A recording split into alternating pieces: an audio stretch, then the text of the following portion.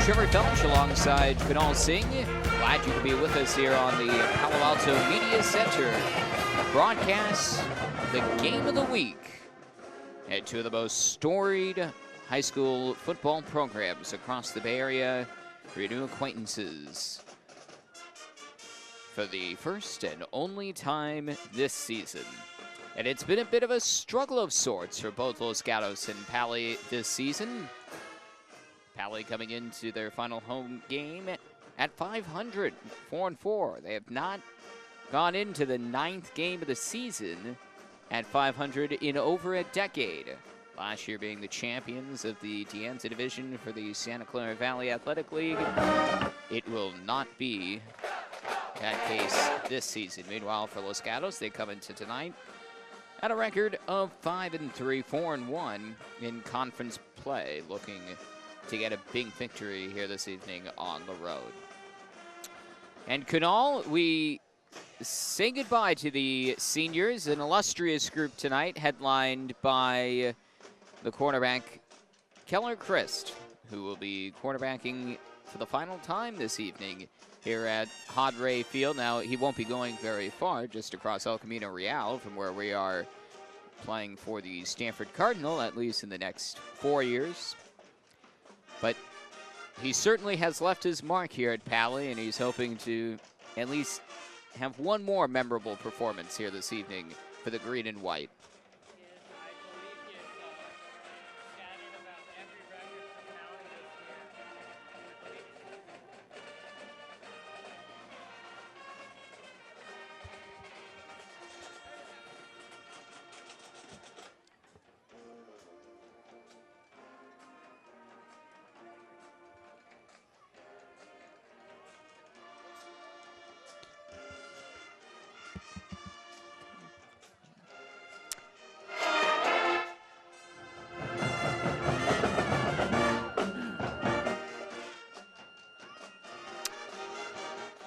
Sights and sounds around Hadre Field.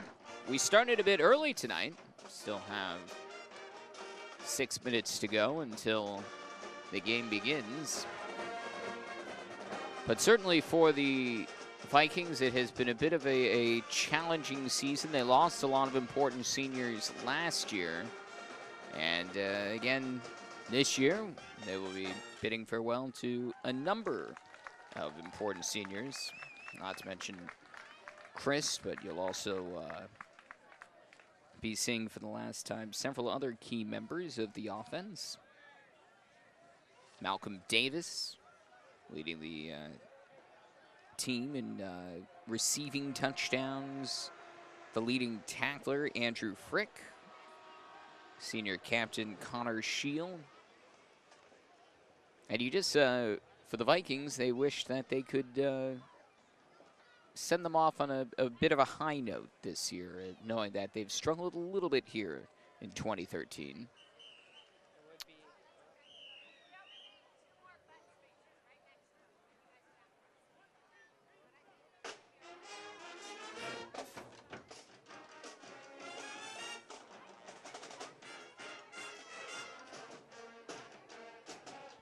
Well, we're not sure if Kudal's microphone is functioning correctly or not. We'll get these technical difficulties settled out.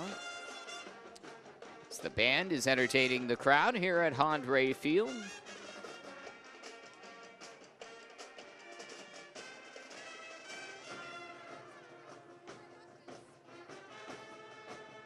And Earl Hansen, the head coach of the Palo Alto Vikings, wrapping up his 26th season as head coach of Paly.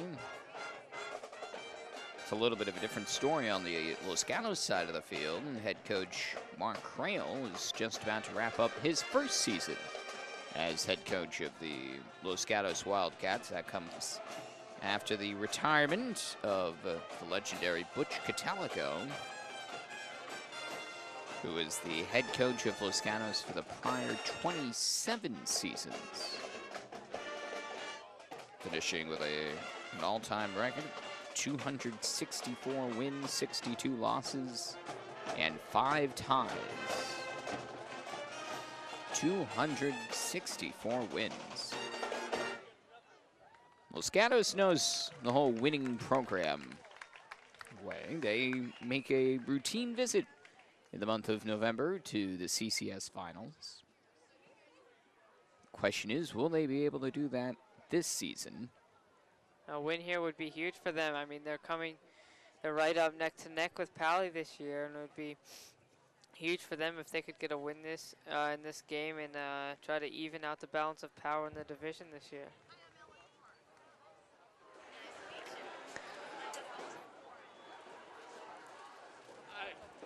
If Los Gatos could take this game, it would give them 2 games of breathing room over Palo Alto, who's coming in at 4-4. Los Gatos coming in at 5-3. A win here would be huge. Also in the records within the league, Paly's 3-2 and Los Gatos is 4-1. Win here could put Los Gatos 5-1 and Palo Alto 500 in the division, and actually under 500 in the total win-loss category this year.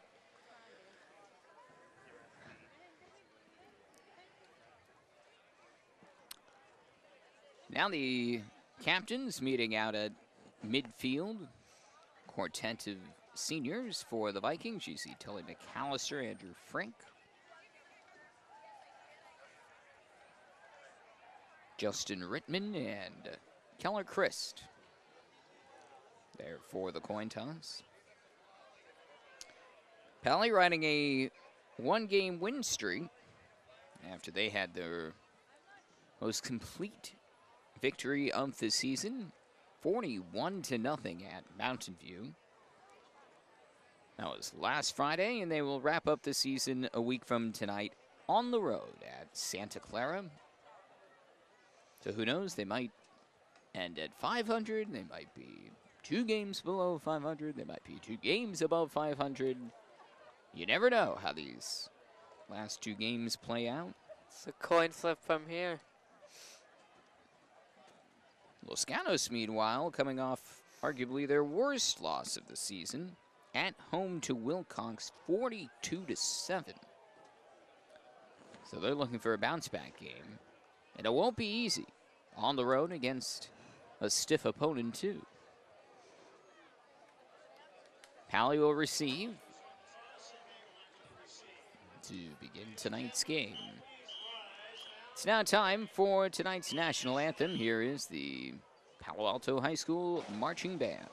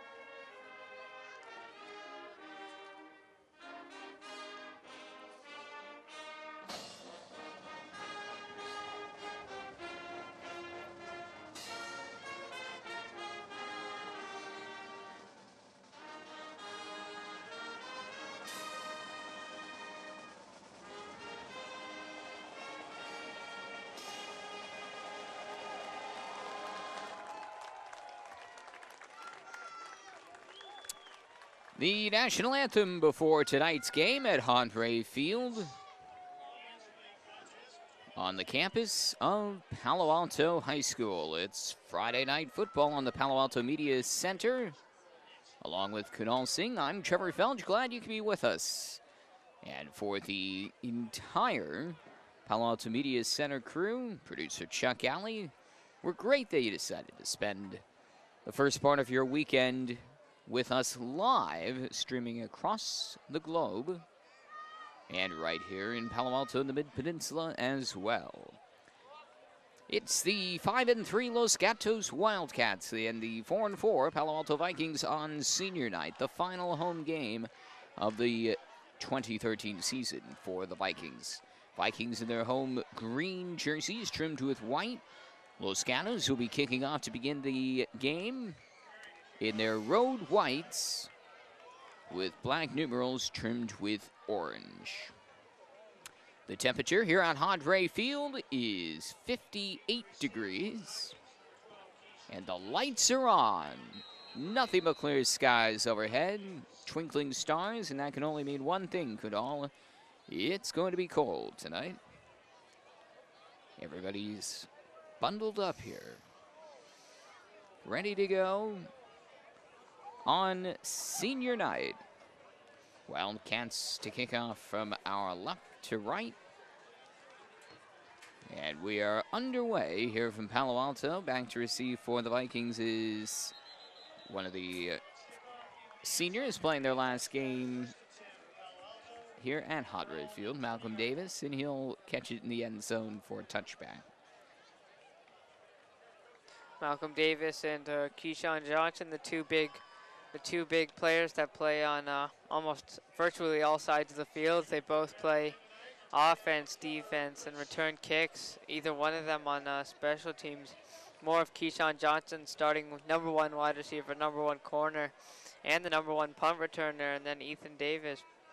Malcolm Davis, the wide receiver, the cornerback, and sometimes does return kicks on those kickoffs. Both of those are going to be a huge loss. And here is the senior, Keller Chris, under center on 1st and 10, play action, and he's going deep on the first play of the game, and a remarkable catch inside the Los Gatos 30-yard line. What a tremendous catch by Givens. Haul it in all the way down to the 23-yard line of the Wildcats. We're only 7 seconds into the game and already have a highlight reel play.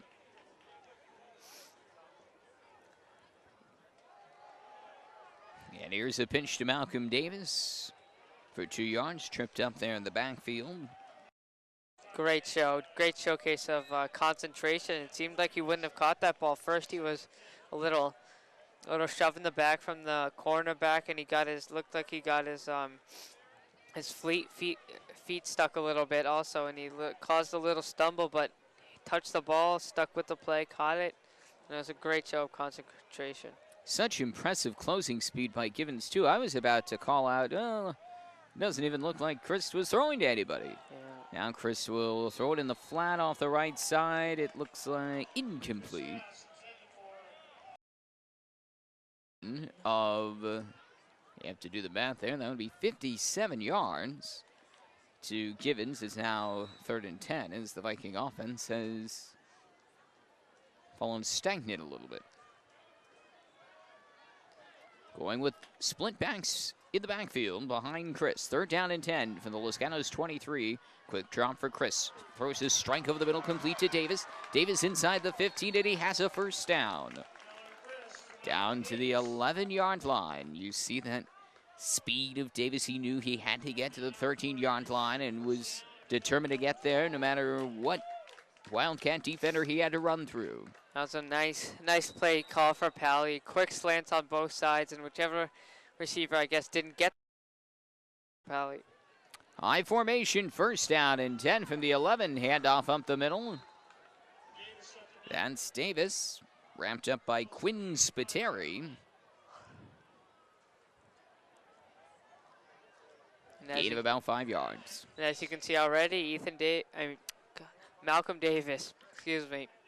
He was out there on the kickoff return. He's lining up in the backfield, lining up in the slot. He's doing everything today. Now Frick is in the game as the lone back. Motion from Davis. Quick drop for Chris. Pump fake. Look out from behind. And he's wrapped up right around the line of scrimmage. That's Jack Tittle. Brings up a big 3rd down and 5 coming up for the Vikings. Chris didn't have enough time to go through all his options and just hit the check. There was a wide receiver wide open on the right side. Just a little check in case all the receivers in the end zone were covered, and the offensive line couldn't hold up another second or two to allow Chris to find that option. Now 3rd down and 5. Quick drop for Chris. Slings it over the middle, broke it up, flags down, and the ball is intercepted. Intercepted by Los Gatos, and coming all the way down the near sideline to the 38-yard line is Matt Wilcox. but my guess is that one of his fellow Wildcat secondary defenders might be flagged in the end zone for pass interference. It seemed as if Keyshawn Johnson, the wide receiver, was getting pulled by one of the cornerbacks, and the safety help was just coming over the top, and the ball flew up off Johnson's hand and fell right into the safety's hands. Fouls on the play. With pass interference Here is Tom Gersey, our official from the CIF this evening. And indeed, the call is pass interference on Los Gatos. That will provide a first and goal for Paly, or no, it's just a replay. Why is it not first and goal at the 1? I'm not sure, and there was also a clipping call. Oh, okay. So all setting penalties. So all setting penalties make it a replay.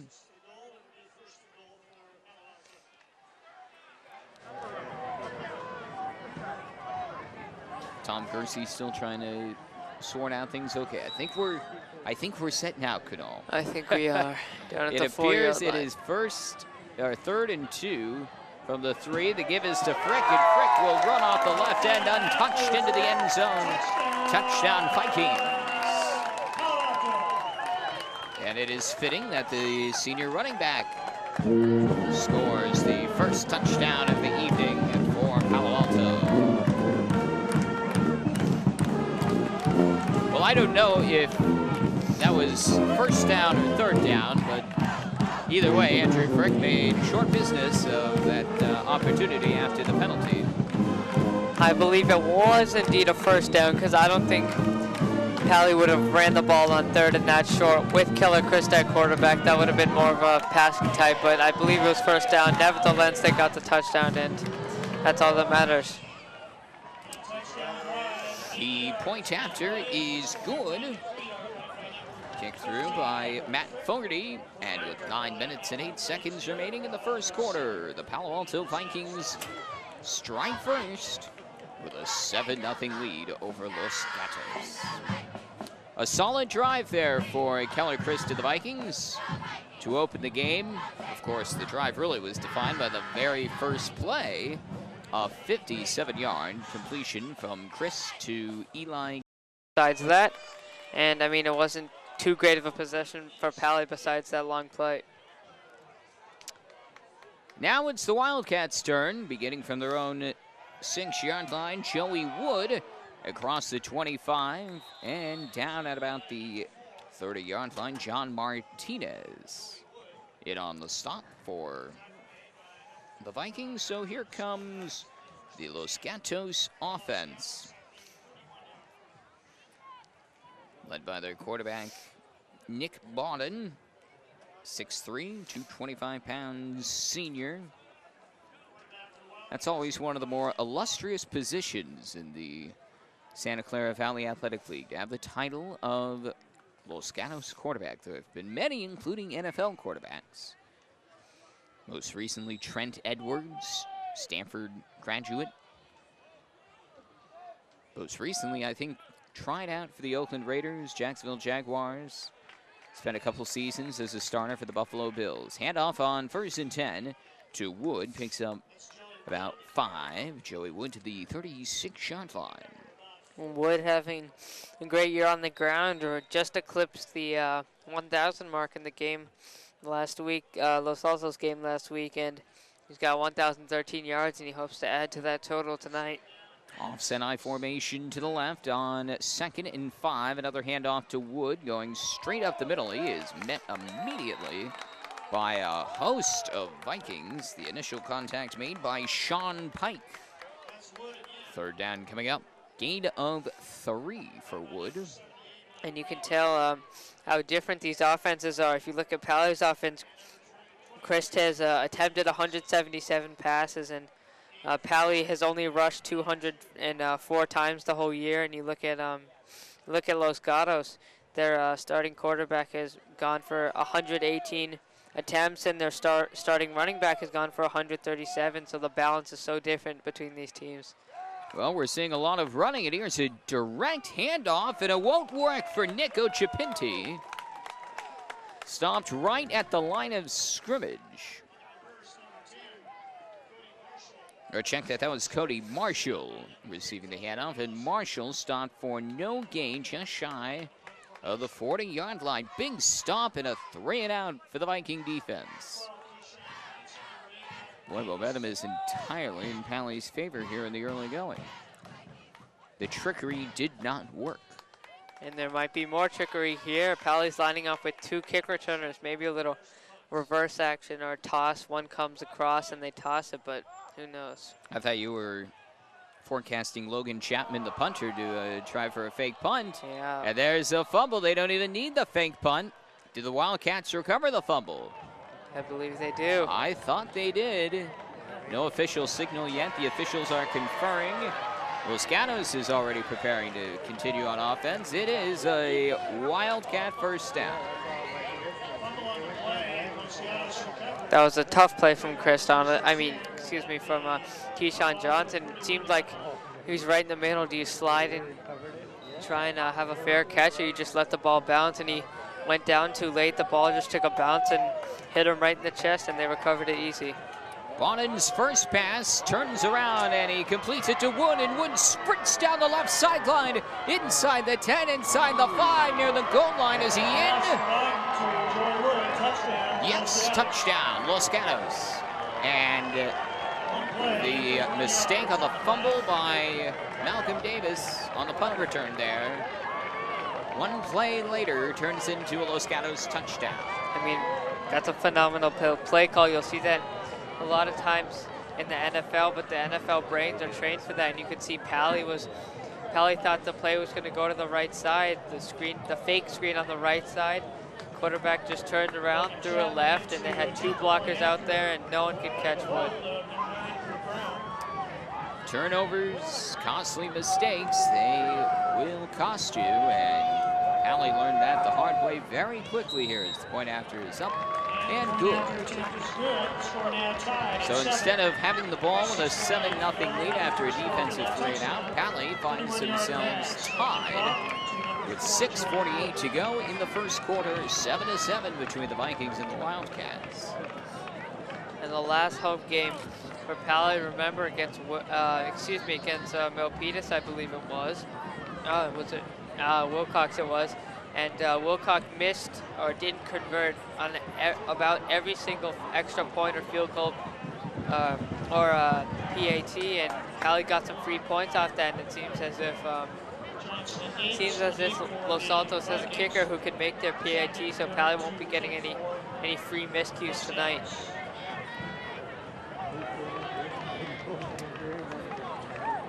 Now Keller Christ will try and drive his Viking offense down the field once more. Keyshawn Johnson, Malcolm Davis back to receive the kickoff. Logan Chapman, the kicker, lines it up for the Wildcats. A very crisp autumn evening here at Padre Field. In Palo Alto, 7 times. Chapman kicks it away. That is a good one, all the way to the end zone and out of the end zone. Touchback for Palo Alto.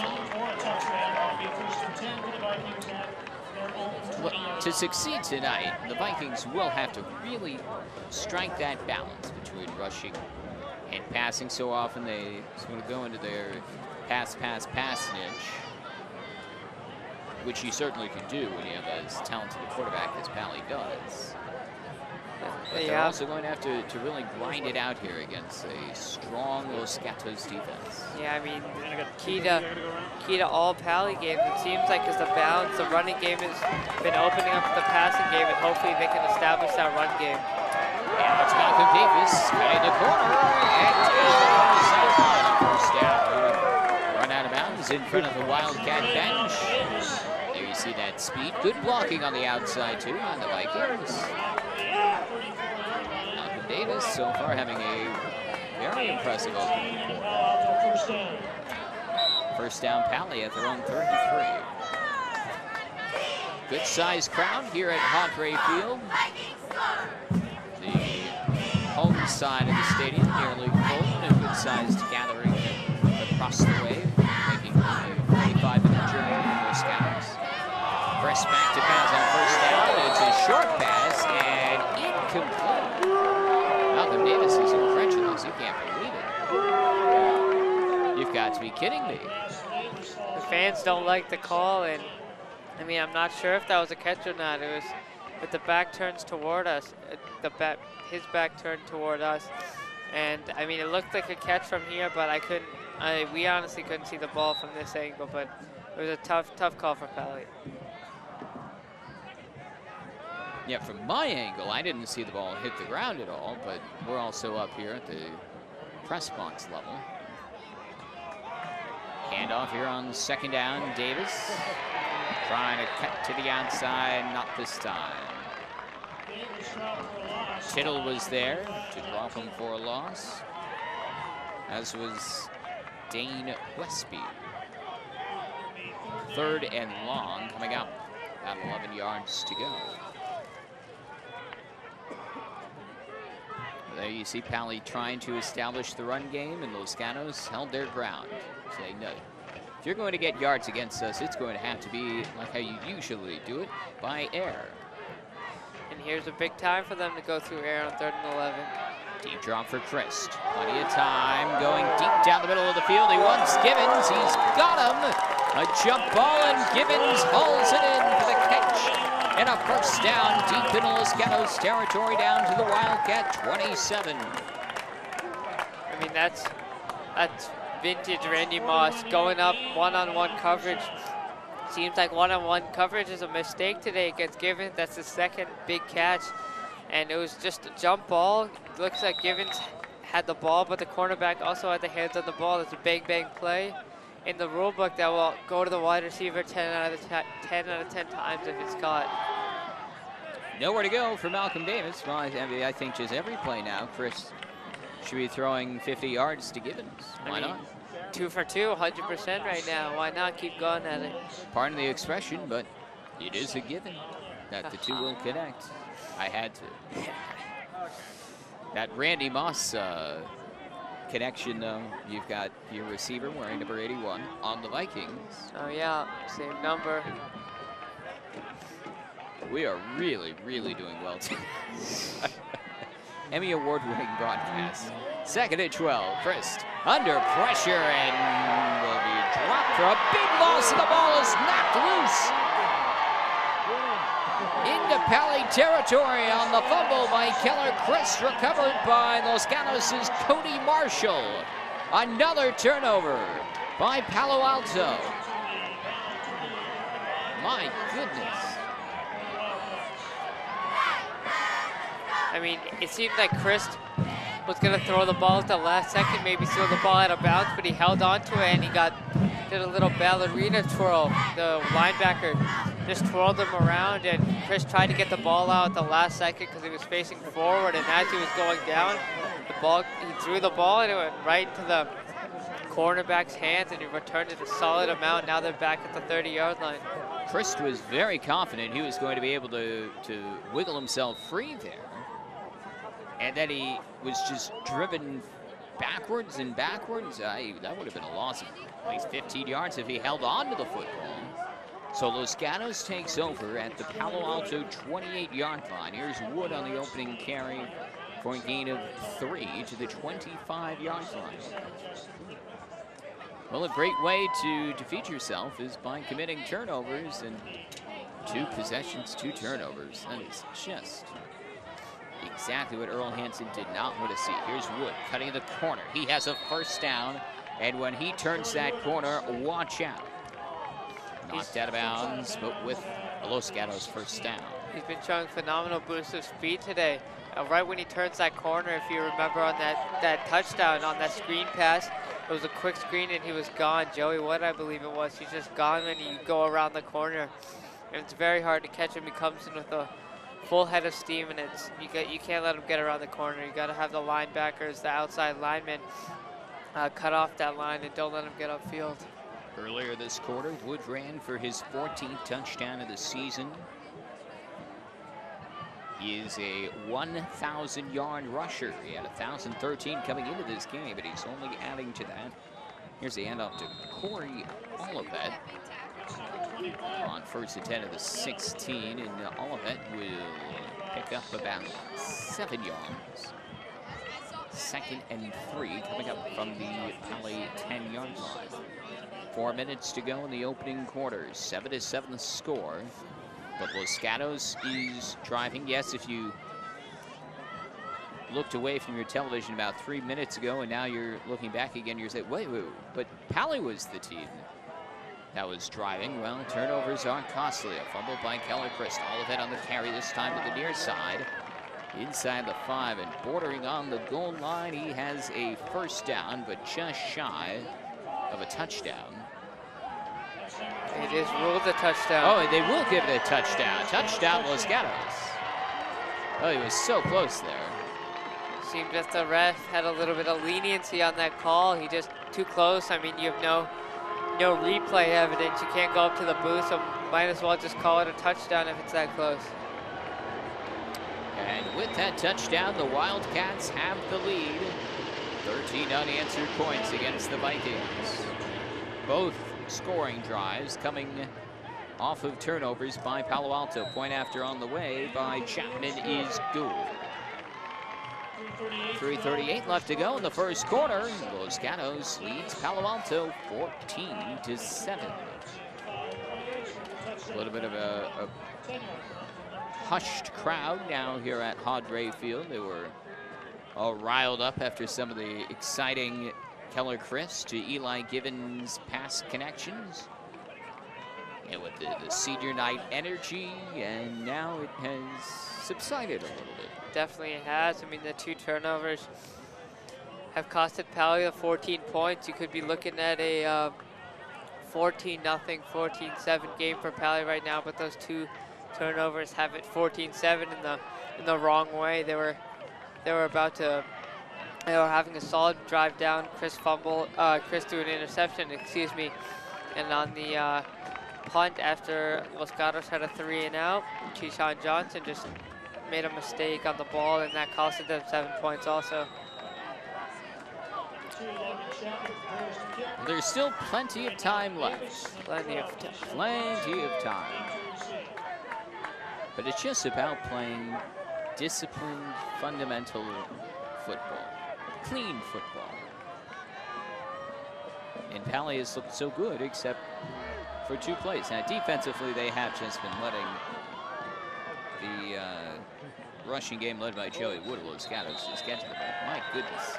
These kickoffs are quite impressive here by Los Gatos.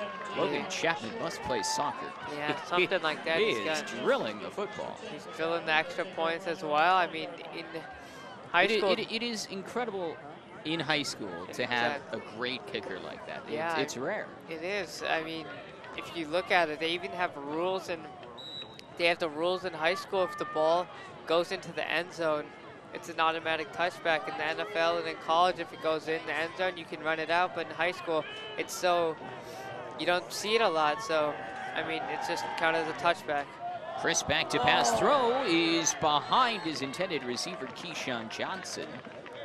A rare misfire from Chris, his 1st incompletion, I believe, of the evening. And when I began broadcasting gun football games before I was a student there, actually, but when I was in 8th grade, the kicker for the Titans was actually a soccer player who was recruited, or the head coach at the time, Sam Picture, convinced this soccer player to join the football team solely to kick. And he was great, as there was a 1st down run for Malcolm Davis. And then they later realized he was actually really good at catching footballs too. He had never played football before. And soon this kicker also became one of the best wide receivers, kind of as the 2nd wide receiver option for Phil Gallarducci, one of the most legendary players ever at gun. Gallarducci went on to play college football at Oregon State for Dennis Erickson. Here's a Slot pass complete near side. Keyshawn Johnson out across the 40 to the 42-yard line. Pickup of 9 yards for the Vikings. It's a great little screen pass Paly loves to run. Doing their best Los Gatos impression, cutting the screenplay back, and it seemed to go for 9 yards. A very effective play for Paly. Yeah, not every pass has to be a 57-yarder to Eli Gibbons. But if that's what works, then so be it. A pitch to Davis, first down, across the 45 to midfield.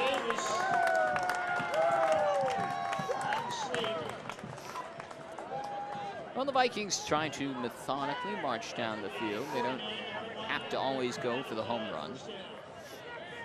I mean, you've got to think the home run pass is coming. Another 50-yard pass would be right in the back of the end zone right now. Maybe they take a shot here on 1st and 10 when their drive's working, their run game's working, and they have that screenplay established and they know they can get 5 to 10 yards on that play.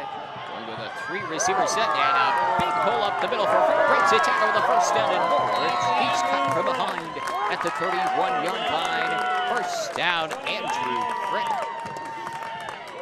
Weaving his way up the middle. What a burst of acceleration there initially.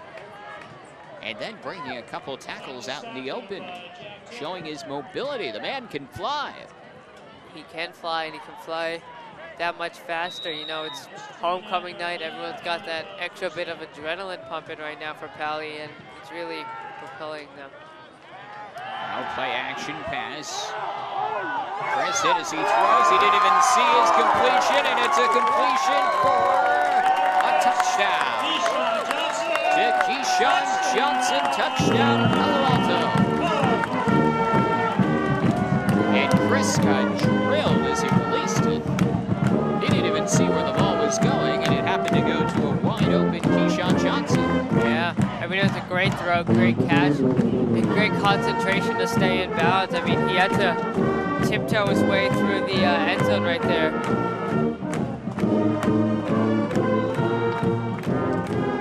Right back at you come the Palo Alto Vikings. Fogarty's point after is good. It's an offensive showdown here in the first quarter, tied 14-14 with 2:03 to go in the opening quarter. It looks like it's going to be a nice close game. Both offenses are definitely clicking. The defenses aren't playing as well as they can be and as well as they should be to win the game. So looks like it's going to be a shootout right now. Yeah, I'm thinking first team to score 63 wins. Yeah. At the rate we're going. Mathematically speaking, first from the 64. 64. Yeah, 2-point conversion. Oh, yeah. But Keller Christ is at his finest tonight outside of one little miscue pass on a short slant route over the middle that was behind his intended receiver. He's been clicking everywhere. Precise passes, looking very sharp. Brian Molina to kick off here for Paly.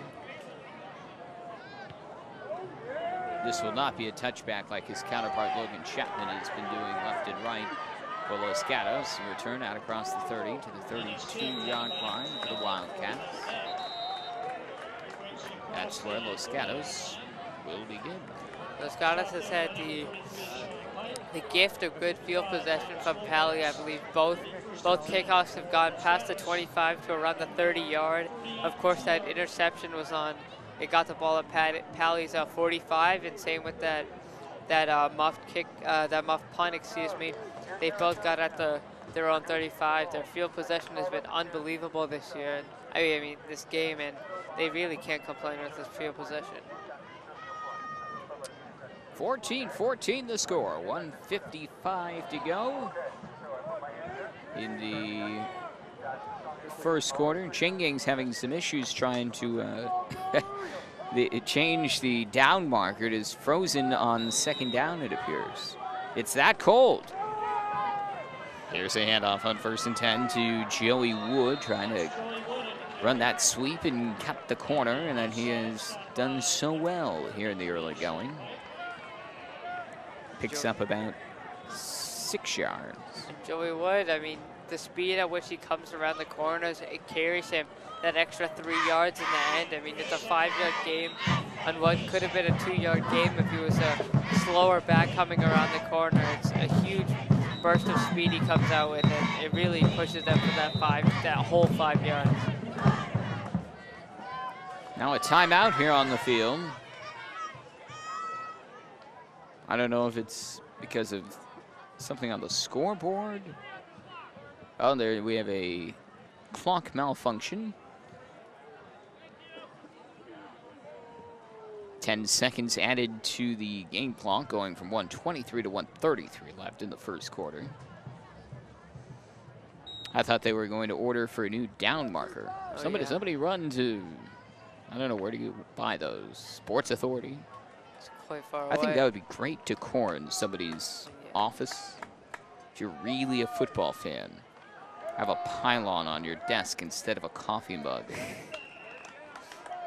Handoff on 2nd and 5, pickup of 3 to the 40-yard line. Now it looks like the down marker is working, signaling 3rd down. It will be 3rd and 1 unless they're looking for a measurement here. But that was a very generous spot, and to my naked eye, it looks like it maybe should be a 1st down. It does look definitely where the chains are. A very, very low salto, so a very generous spot.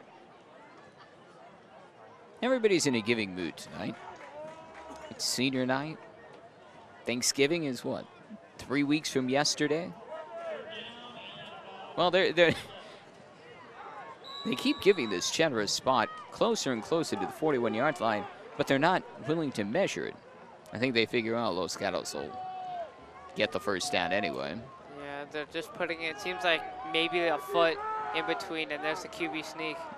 No problem there for Bawden. 1st down, Los Gatos. The crowd was getting a little bit restless too. They were saying, it's cold. Just decide if it's a 1st down or not already. I know all these delays making the fans restless, honestly. 2 turnovers do that as well. Yeah. But it is a 1st down for Los Gatos. Now at the 43-yard line of the Wildcats. They have 3 in the backfield. Well, that's not going to work, so instead try to cut to the outside.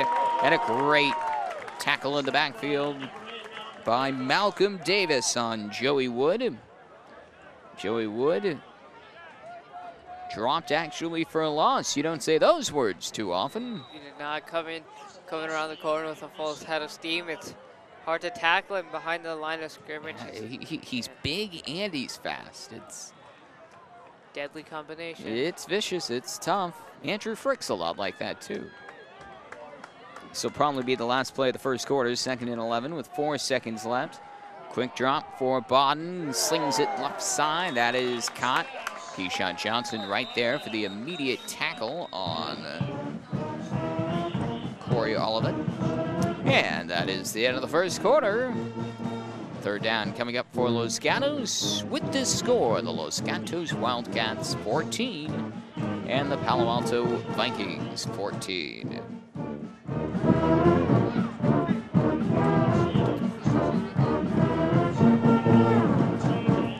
You know, is it me or are we just that much closer to the sousaphones tonight?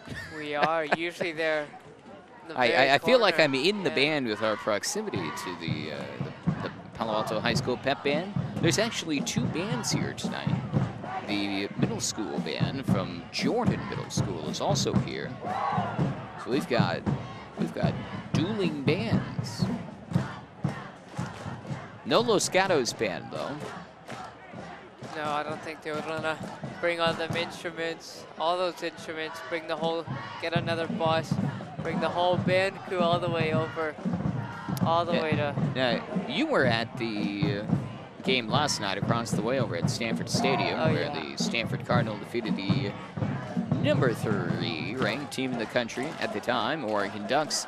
Did Oregon bring a band? They did indeed, and they were a very good band, honestly. They were quick, almost a little quick song almost every down, and Oregon had the bar. Very impressive, I must say. Memorizing all those songs, too. You didn't have to hear the fight song after too many touchdowns, though. Oh, no, only. Or at least only until the 3 fourth quarter. touchdowns. Yeah, fourth quarter, they were buzzing. All the Ducks fans, I remember, we were sitting right next to the Ducks section, and the fans were buzzing. 3rd and 7, a first down and more. Watch out. There goes Corey Olivet down the far sideline. Stopped just shy of the end zone. Look at that breakaway speed of Corey Olivet. And Los Gatos begins the second quarter with a big 3rd down conversion and then some. That was just simple little out route. It was designed to get that 7 yards, but it got much more than that, so there was no safety help over the top. All the way down to the 4-yard line of Palo Alto. 1st and goal, Los Gatos. Wildcats trying to take the lead. Their first 2 scores both came off of Paly turnovers. Going with a triple backfield, handoff up the middle, running into a pile of Paly defensive tackles and linebackers there. So it will bring up a 2nd and goal now. There's no touchdown there for Joey Wood. And Los Gatos has been close to the goal line or close to the first down marker. They've been able to pound it in the whole game, and they've been very impressive in these 2nd and 3, 2nd and 4 situations, as well as the 3rd and 4 situations for them this game against Paly's weaker defense. 2nd and goal, offset I formation to the left. Here's a handoff, and that is Wood up the middle, banging his way through the middle. Touchdown. Los Gatos taking down one of the referees while he's at it. Great sportsmanship. Great sportsmanship, helping up the referee, making sure he's okay. Oh, yeah, you want to make sure there aren't a few mysterious holding calls later in the game. Wildcats have the lead. Yeah, I mean, it's a very, I feel like referees are a very dangerous thing to play. I mean, you could always be right in the middle of action of big men hitting hard, and if Paly sees white and black and they think it's the referee, he could get pummeled, honestly. Oh, I've definitely seen some, particularly the umpire, who is positioned right around the middle linebacker position. Point after is good with 11:04 to go before halftime. The Wildcats back in the lead, 21-14. Yeah, and you see quarterbacks throwing those quick slants down to the wide receivers, and some of them just smash the referees. The umpire stands right there in the face, and it's hard to get it out of the way, especially at the speed in which some of these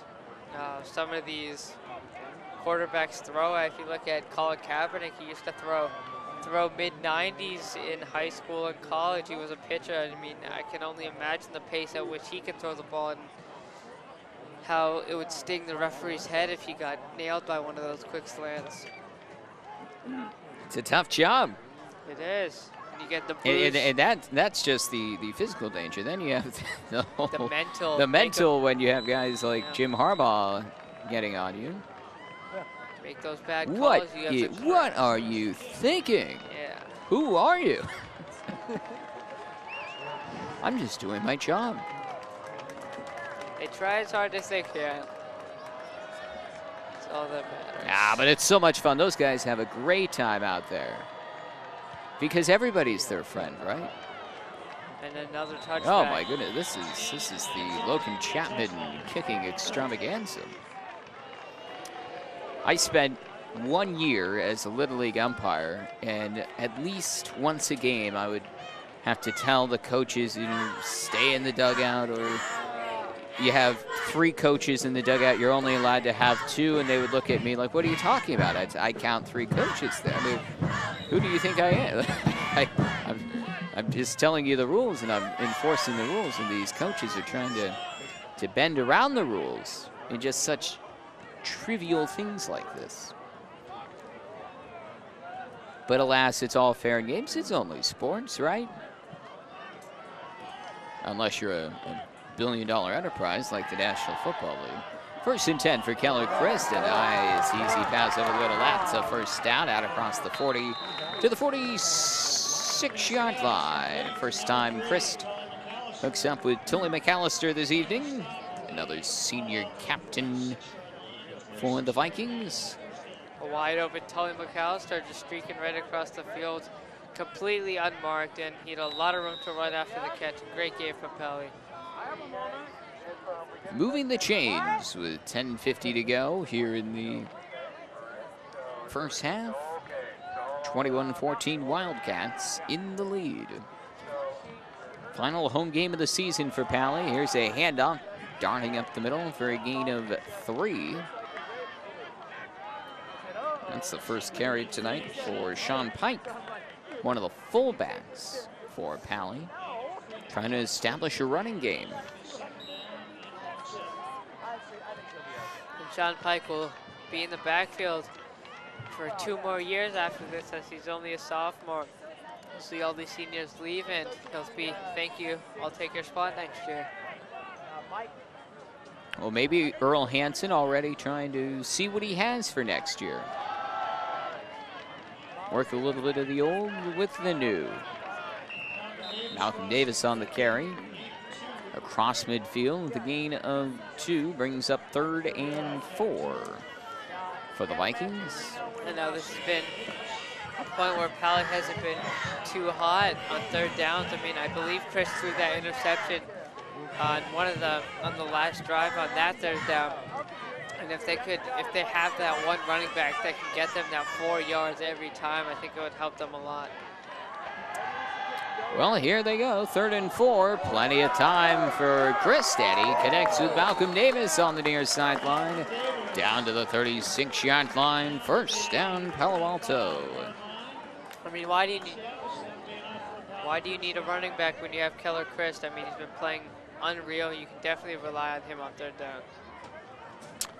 We're glad you could join us here on the Palo Alto Media Center. This broadcast being broadcast to you live in color and in high definition on Comcast Channel 28 and across the internet, the Media Center's website.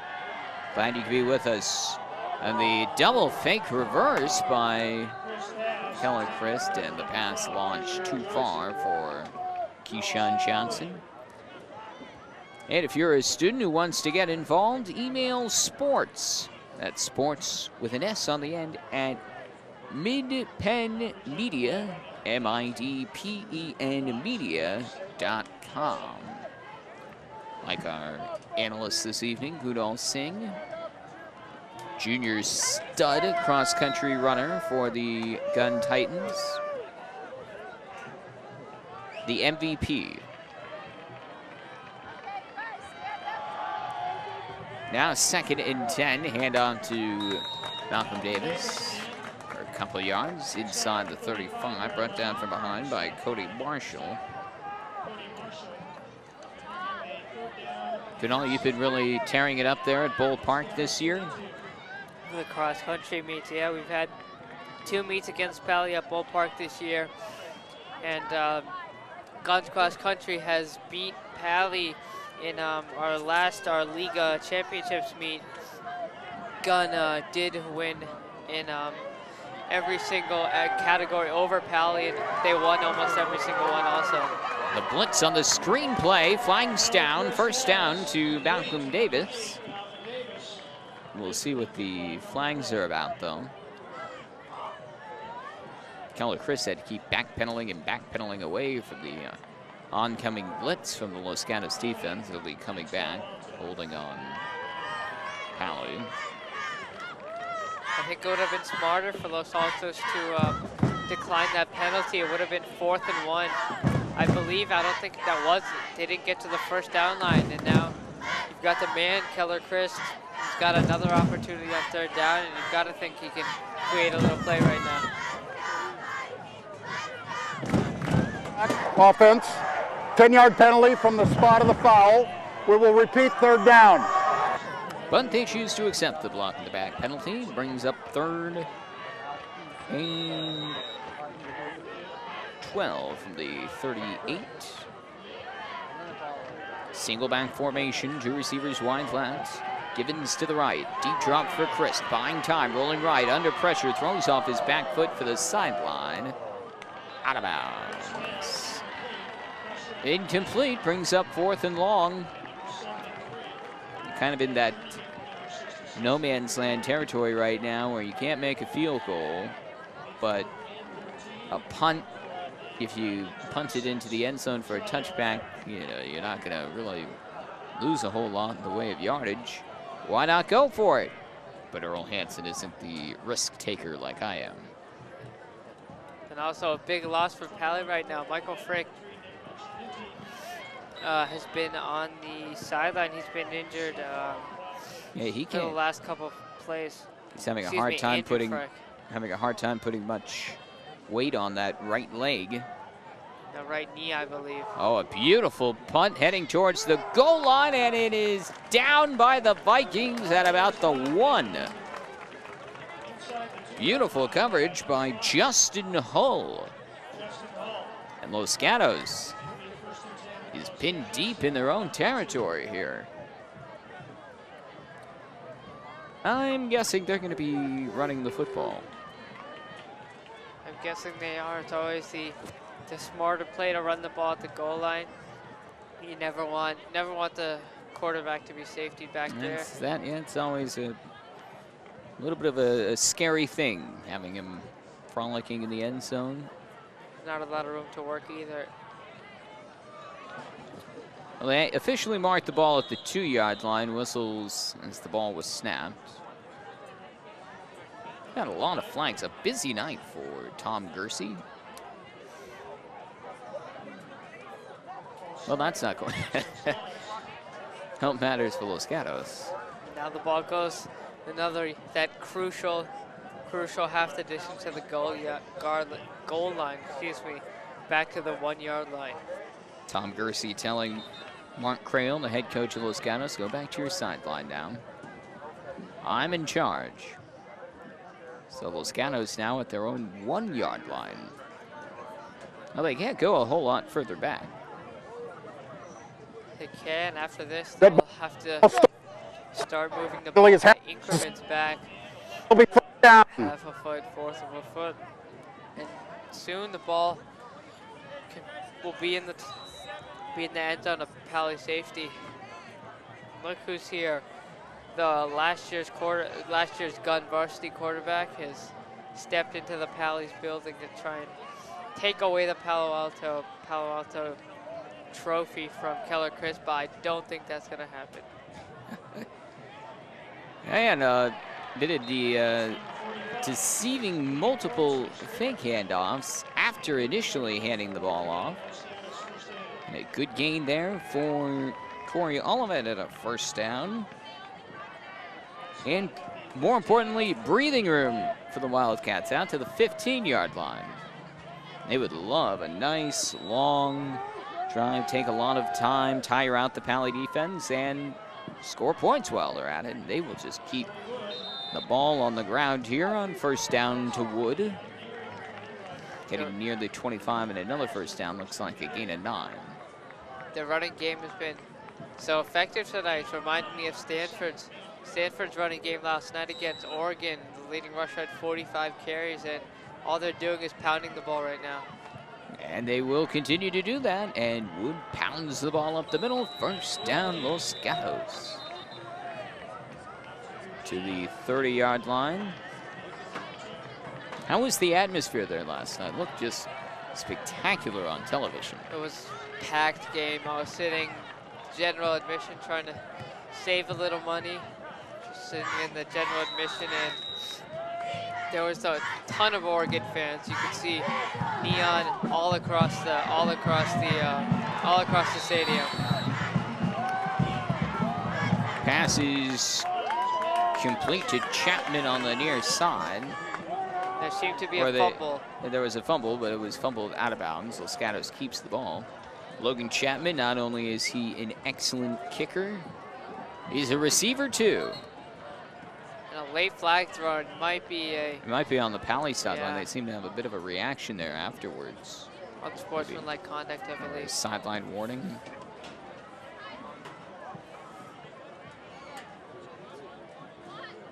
Can't hear what Tom Gersey is saying, but I believe it the was sideline. a warning. Well, that's Yeah. the signal for sideline warning. telling the... Oh, so it is an incomplete pass in the end. They ruled that Chapman never had possession, full possession. 2nd and 10 for the 31. 6:58 left before halftime. Now those Dunks jerseys weren't as outrageous a fashion statement last night as they sometimes are. And that neon does not look good. Trust me, that does not look good in the sea of red and white for Stanford. I mean, that one guy in neon just stood out against all of the Stanford red. And another flag. This must be the 25th flag of the half, at least. And I believe it will be a holding on Los Gatos there, as Woods' rush will be brought back. Indeed, it is holding on Los Gatos. Neither team has been able to play a clean game, whether it's getting warnings on the sideline for coming out too far, if it's holding or if it's false starts. Neither team has been on their game fundamental-wise, but they've definitely been on their game offensive-wise. Well, Kunal and I do need to bask in the glory. 10-yard penalty from the spot of the foul. Still 2nd down. Big celebration from last week. Both of us avid Red Sox Nation members and the Boston Red Sox, your 2013 world champions. Doesn't that sound good? Sounds the beards. Never better. Got a nice ring to it. So similar ring from 2004 and 2007. It just feels right. Feels right. Play action going deep, and that's going to be a late hit on Paly as the flag comes in. Pass was too long, and Paly's going to be flagged for a late hit. I believe that was Jackie Anderson who knocked Bawden, the quarterback, down well after Bawden released the football. That was their best first take. Givens' impression right there didn't quite work out. The long ball was just a little too long, and the wide receiver didn't get the best jump off the line to catch up to that ball. And personal foul, roughing the passer against the closing defense. speed that Givens has. 15-yard penalty, automatic. Tell you what, with all the penalties in this first half, we're starting and stopping more than a Friday evening commute on 101 right now. 6.5 minutes still to go, and we're only in the 2nd quarter. The bands are all ready, though, for halftime. They've already left the stands, and they're assembling on the track. I mean, it's still going to be like a half an hour before they even get to showtime. With all these penalties, 6 minutes and 30 seconds is more like 30 minutes and 30 seconds. Handoff to Wood on 1st and 10 at the 38. To the 45-yard line, gain of 8. But that definitely was the right call on that. Roughing the passer on Anderson, he definitely did knock down Bawden well after the pass was thrown. And Tom Gersey, the head official, was right there, was done right in front of him. You can't get away with it.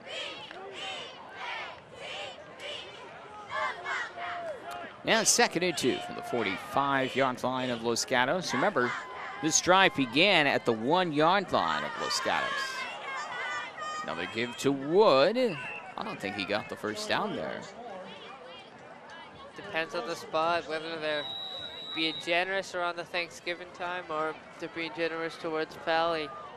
Mike Grandy and Tilly McAllister, the initial stop. Nope, they will give him the first down. First down, Los Gatos. Why not? The run game's been so good. Might as well reward them with that extra 1/3 of a yard, that extra foot right there to get the first down. I was mentioning some of the famous alums of Los Gatos football. Trent Edwards, former Wildcat. You've probably heard of Jared Allen, defensive end star of the Minnesota Vikings, formerly the Kansas City Chiefs. And off to Nick Ochapinti. Jared Allen, Jared Allen. Maybe one of the best defensive ends out of definitely one of the best veterans He's old, but gets the job done every year. He is still aggressive, pursuing the quarterback, that's for sure. Anchoring that rough, that beat up young Vikings defense right now. But they got the victory last night. They did against RG3 and the Redskins. 2nd and 9 from the 49-yard line. Play action, plenty of time. Bodden overthrows his intended receiver. Looking deep down the middle for Cody Marshall. Seemed as if he got all of Paly, or even the fans, even us on the play fake right there. They've been running the ball so much. I mean, why not run the ball again on 2nd down? And it was a great play fake, but couldn't execute the play right. Just a little overthrow, and he also threw it into double coverage, and it would have been a tough throw if he hadn't thrown it long.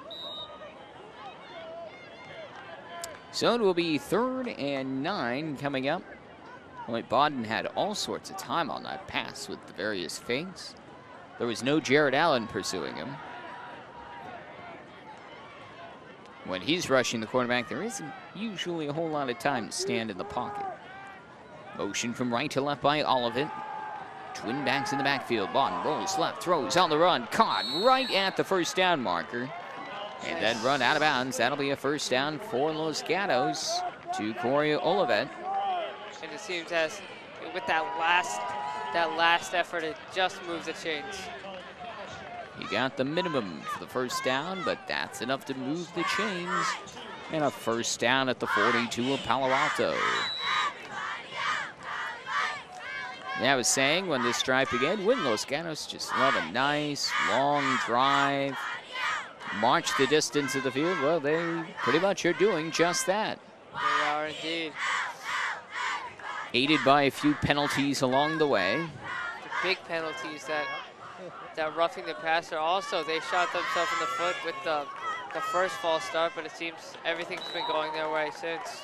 Jack Tittle, the up back, gets the carry, nowhere to go. He stopped for a gain of 1 at the 41-yard line. Coming up at halftime, we'll show you the performances by both the Jordan Middle School Band and the Palo Alto High School Pep Band. I assume the Spirit Squads also will have some wonderfully choreographed performances. From both schools. The performing arts for you at halftime. And it is senior night. Not sure what they will have for you on senior night. The senior night festivities before the game. Rolling right, Bodden under pressure, and he'll turn it into positive yardage. Gain to the 35 of 6 yards. And then run out of bounds. 3rd and 2 coming up. I'm not quite sure what the halftime festivities are for senior night. Of course, before the game, all the seniors with their families walking through the little Paly arch, getting their names, everything about them called out. It's great. The moms have the flowers. It's a great night for Paly seniors. But hopefully they can get the win and end on a good note at home. Well, one thing for certain, when we go into halftime, the game probably will still be very undecided.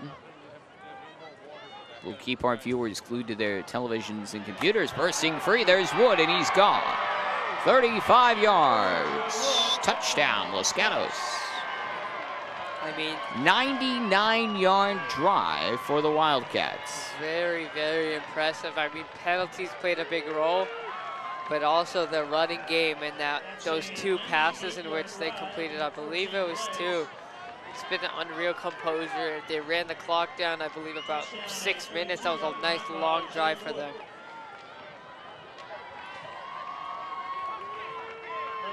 Now that is an impressive drive, and defensively, not much that Palo Alto can say.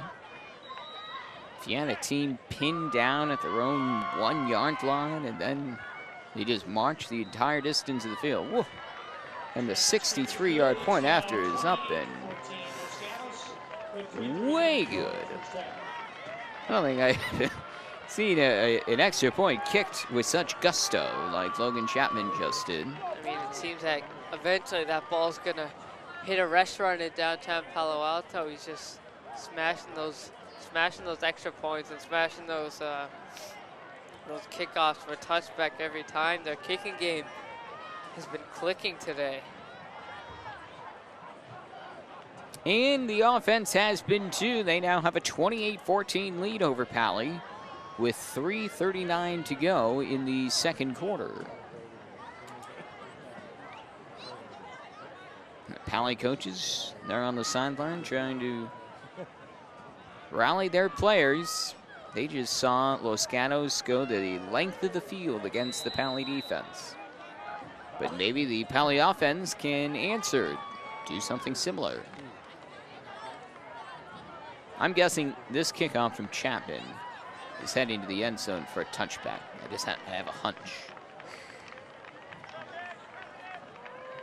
I don't think the two wide receivers out there are even expecting to return a kick with this leg. They're not even watching. There it goes. You got it. What can I say, everybody? What can I say? I believe that is 5 for 5 on touchbacks. Yes, it is. Well, I would say the MVP for Los Gatos this first half has been Joey Wood, but Logan Chapman isn't very far behind. Close second. I mean, 4 for 4 on extra points. Believe that comes out to 100%. He's been 100% on the touchbacks as well. It's been what a night for him. So we'll see what the Paly offense can do here. They need to get back in this game. Down 28-14. 3:39 to go before halftime. Play action. Christ on the keeper. Breaks a tackle on the second ever. He is flipped over and falls hard, and he is down at the 30-yard line. This is not good for Paly. Not good at all. You never want to see your star quarterback go down. Jack Tinnell with the initial hit there. Backup quarterback. Really looked like there were two hits on Chris that sent him up, twirling into the air. He went up on one and he got spun around and landed hard on the other one. And backup quarterback Oliver Savitsky, the sophomore, is coming in to try to fill these big shoes of Keller Christ. And it seems like this is not just a little injury. It seems huge. He's still down. Big man, still down on the field. Keller Christ, the senior quarterback for Paly, is being tended to right now by the Paly training staff.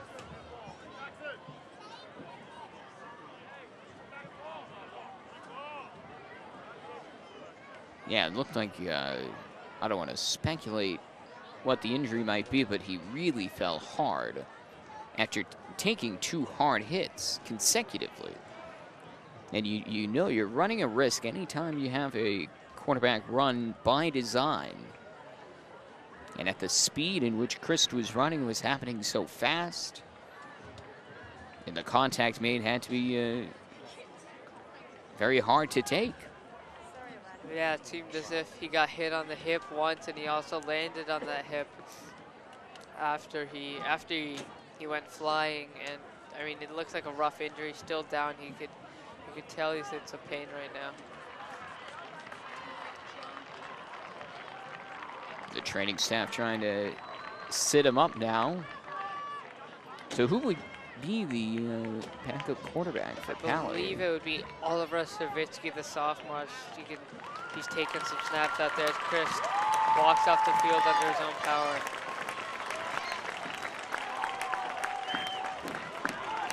Well, we will certainly keep an eye on him here on the sideline.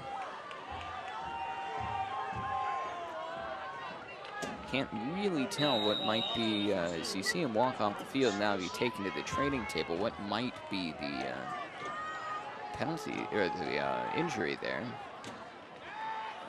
So, the new quarterback here for Paly. Throwing on the run, pass deflected and almost intercepted. Look there like Oliver Svirsky should have just run the football.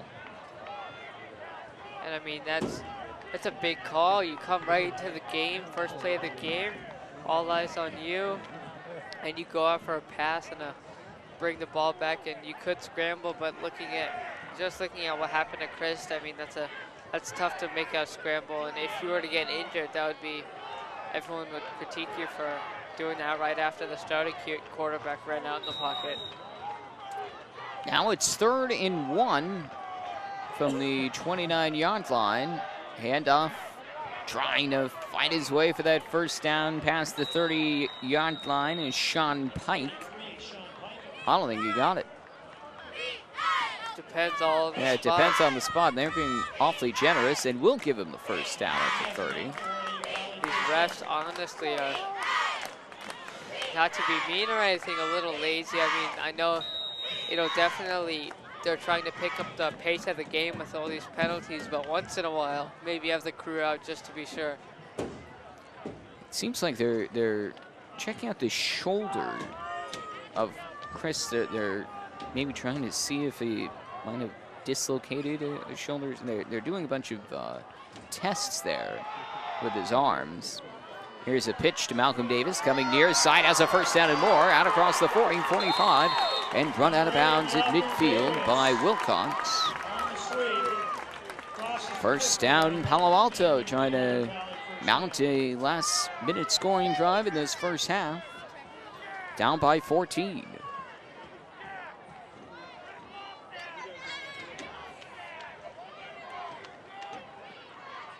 Do you see more tests?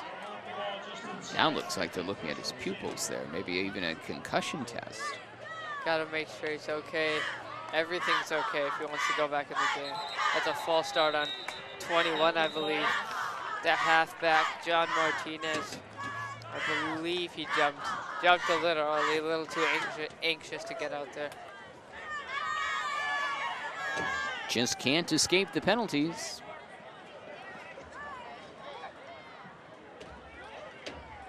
Yeah, they really aren't going through the concussion tests down there. But that's, I mean, that is what you like to see, what you want to see, knowing everything that has come about in the medical world of football recently, with concussions and whatnot, and the extensive studies that they've been doing on all levels, from beginning Pop Warner to the NFL.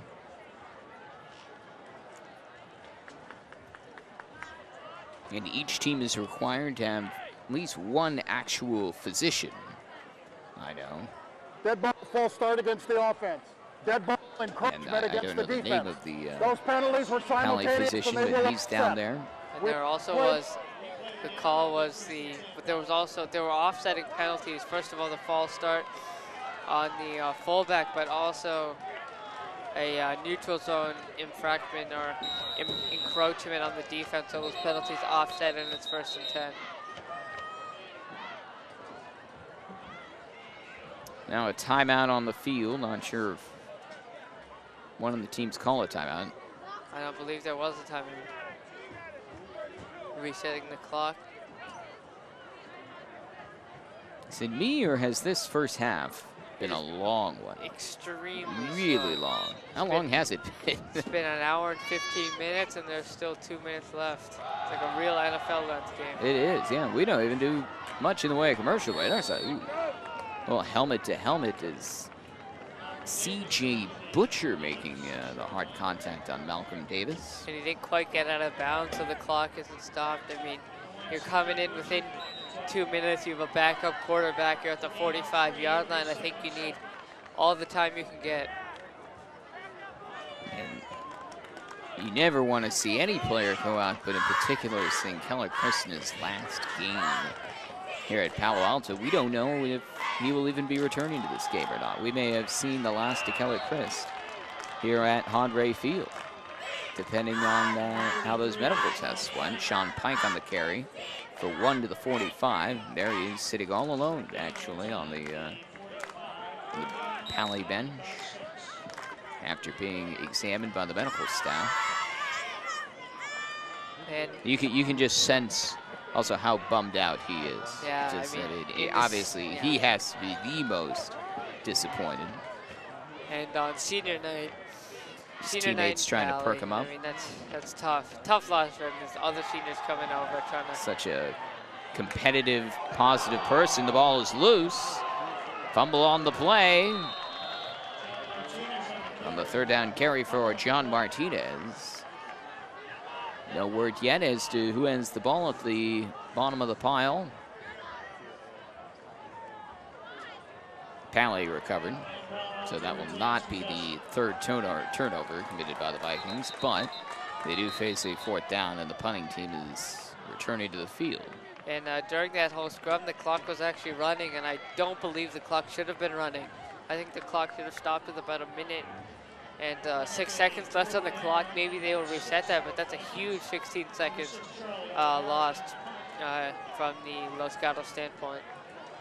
I think somebody there behind the clock here in the press box is saying, you know, well, no, they won't notice. They're trying to decide who has the football. I need a hot chocolate. Yeah, we were setting it back up to 58 seconds. Yeah, I believe 58 seconds left. Not all the time in the world. Not all they should have gotten, but they'll take that 5 seconds, I'm sure. And they'll take And Los Gatos has a timeout used now. I feel like that's a very interesting time to take a timeout. I believe it's still 4th down and Paly isn't even kicked yet. So maybe they're going to try and run a little trick play to get an extra chunk of yards on the kickoff, on the punt. Down there on the Paly sideline, you can see Steve Bono, their quarterback coach, former NFL quarterback with the 49ers and Chiefs, talking with Keller Christ. Not sure if it's about playing strategy or trying to talk about the potential injury, what Christ might have. We don't know exactly what it is. But Oliver Svirsky has replaced Paly, or at least replaced Paly, or replaced Christ on that most recent drive. And Oliver Svirsky is also one of the blockers of the punting unit. You can see him number 2. He's lined You up. don't see that every day. The quarterback is a gunner. You wouldn't see Chris back there either. No way. Chris has kicked before, though. Charlie Oliveira with the punt to Goodwin. He's had several good punts. Down at the Paly 12-yard line. So Los Gatos will have the football with 44 seconds to go before halftime.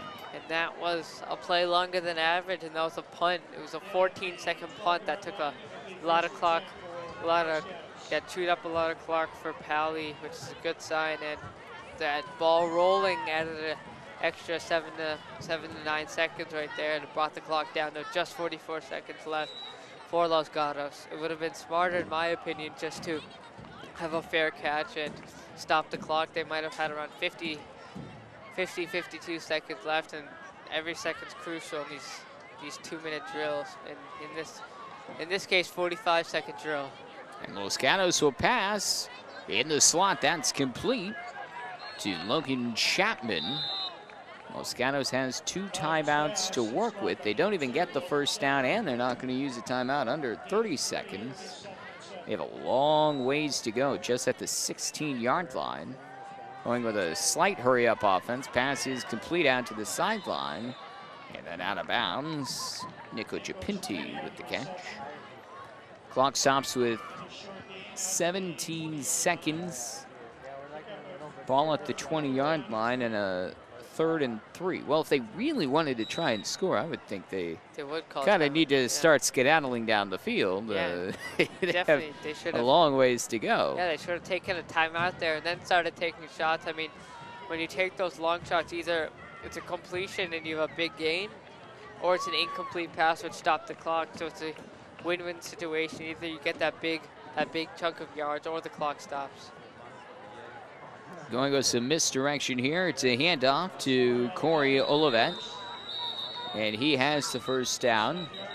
Clock stops with 10 seconds, but they will call a timeout. But pretty much you need a Hail Mary now. Yeah, I don't understand what they're doing. The play call is here, honestly. They must think there's like 5 minutes and 10 seconds left before halftime, not 10 seconds. Very bizarre play calling here by Los Gatos. It's kind of it's really such a disappointing scene. Looking down at that Paly bench, you see 2 senior Paly leaders on senior night. Oh, yeah, 2 Andrew captains. Frick trying to walk through a right leg injury, and Right by him, sitting on the bench, Keller Christ. Now, Earl Hansen, the head coach of Paly, is over there. It's kind of a really Bummer. disheartening end of the first half for Paly. It's tough losing maybe the 2 best offensive weapons. I mean, Frick's amazing. He's a big ground and pound guy. He's great on the ground, and Christ, I mean, don't even get us started with him. How good he is. He's in the All-American game, and that just says something. He's going to Stanford, who's just knocked off Oregon. I mean, that's a great, unreal football program. That's a top caliber football program. And I mean, that's a huge loss for both of them, but it shows you that young talent that Paly will have in the next couple years. Pass on the run is incomplete from Nick Bodden. Looking for Corey Olivet. 4 seconds left. This probably will be the last play of the first half. 2nd and 10. But it really has been an impressive first half by Los Gatos. 2 costly turnovers in the early first quarter by Paly led to 2 Los Gatos scoring drives. Another Wildcats scoring drive. They were pinned down on a punt at the 2, and then with a false start penalty, had to go back to the 1-yard line, and they still went 99 yards and scored a touchdown. As Joey Wood gets the carry, runs out of bounds, and that runs out the clock on the opening half here in Palo Alto. After the first 30 minutes of play at Hod Gray Field, the Los Gatos Wildcats have a 28-14 lead over Paly.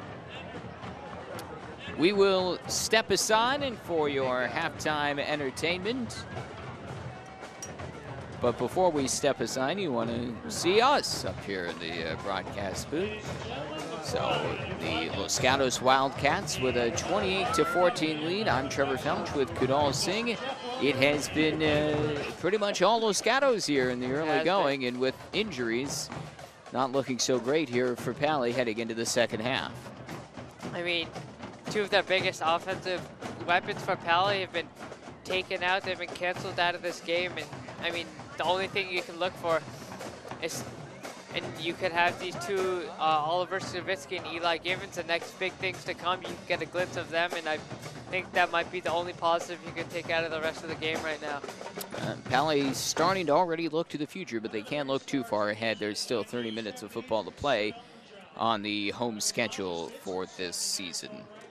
We will step aside now. The Paly High School Band is ready to play, and at halftime here at Hondray Field, 28-14, Los Gatos in the lead. Welcome back to Hondray Field in Palo Alto, California. It's halftime of the regular season home finale with the Los Gatos Wildcats leading the Palo Alto Vikings 28-14.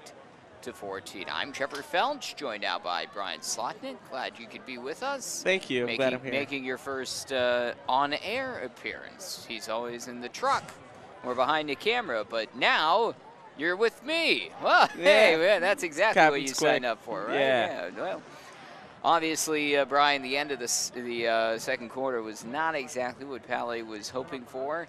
As coming out of the locker room, I saw Andrew Frick, their senior running back, walking with crutches. Yeah. And we don't know if Keller Chris, their senior quarterback, will even be starting this second half. He is out on the field and looks like he might be able to play, but we don't know what his status is yet. But obviously a big blow to Palo Alto there at the end of the first half, losing him. Yeah, very, very big. And it was a little bit weird with play calling toward the end of the half with Los Gatos when they're up 28-14. But back to Keller, be interesting to see if Seversky will continue to play. Even though, you know, how young he is, a sophomore. He's in varsity basketball And there's an onside kick. Onside kick. The ball is loose after the Los Gatos up bad trying to make the catch and could not. A big pile. Paly would love. Looks like somebody there on Palo Alto is a little bit overexcited, you might say. That's G-Sean Puckett. And it goes Paly's And way. it's Paly's ball. A little bit surprised, though, there wasn't like an unsportsmanlike conduct penalty. Yeah. And maybe my eyes were deceiving me. I thought I saw a punch thrown. I think But the onside kick succeeds. it reminds me of last night's game with Stanford and Oregon. Oregon converted on an onside kick late in that game, and just a great onside kick and just another well-executed play by Paly. And the answer as to whether Keller Christ will be in or not, well, he is not in this opening drive as Swirsky under center, and we pick up right where we left off in the first half with a penalty marker down on the play. Yeah, slow first half, and it doesn't seem to change on the first play of the second. I don't think anybody was counting the number of penalties we had there in the first half, but it had to have been easily over 20. Yeah. It was just stop and go, and it's holding on Palo Alto. It's tough to gain momentum when a game is stopped in so many instances for either team. Spot of the So Repeat Paly first will down. move back into their own territory, now backed up to their 49-yard line, trailing Los Gatos 28-14 in the opening seconds of the third quarter. The crowd coming back from the snack shack now. Everybody went to get hot chocolate. Deep drop for Swirsky, fires over the middle, incomplete off the hands of Keyshawn Johnson. And you have to think also it must be pretty hard for the receivers adjusting to the new quarterback. They're used to seeing Keller back there. And all of a sudden now it's a new arm angle. It's coming at you at a different velocity. Yeah. Having never been a wide receiver, I don't know the nuances of differing spirals and Just different arm angles. different style. I know, like in baseball, if you're a catcher, it's a totally different one. Oh, pitchers Pitching have changes. preferred catchers. Oh, yeah. Oh, absolutely. All the time in the world for Swirsky, and he'll take it himself and run for a first down and more inside the 30 and out of bounds at about the 28-yard line on the quarterback keeper. A nice run by Oliver Swirsky. A very great show of athleticism, and Swirsky he doesn't see anyone open, just takes the hole and takes it for the first down. And as you said, he's a basketball player? Basketball Do you know player what for varsity. position he plays? I believe he is a guard in Guard, basketball. Okay. That was a little bit of a point guard-like run there.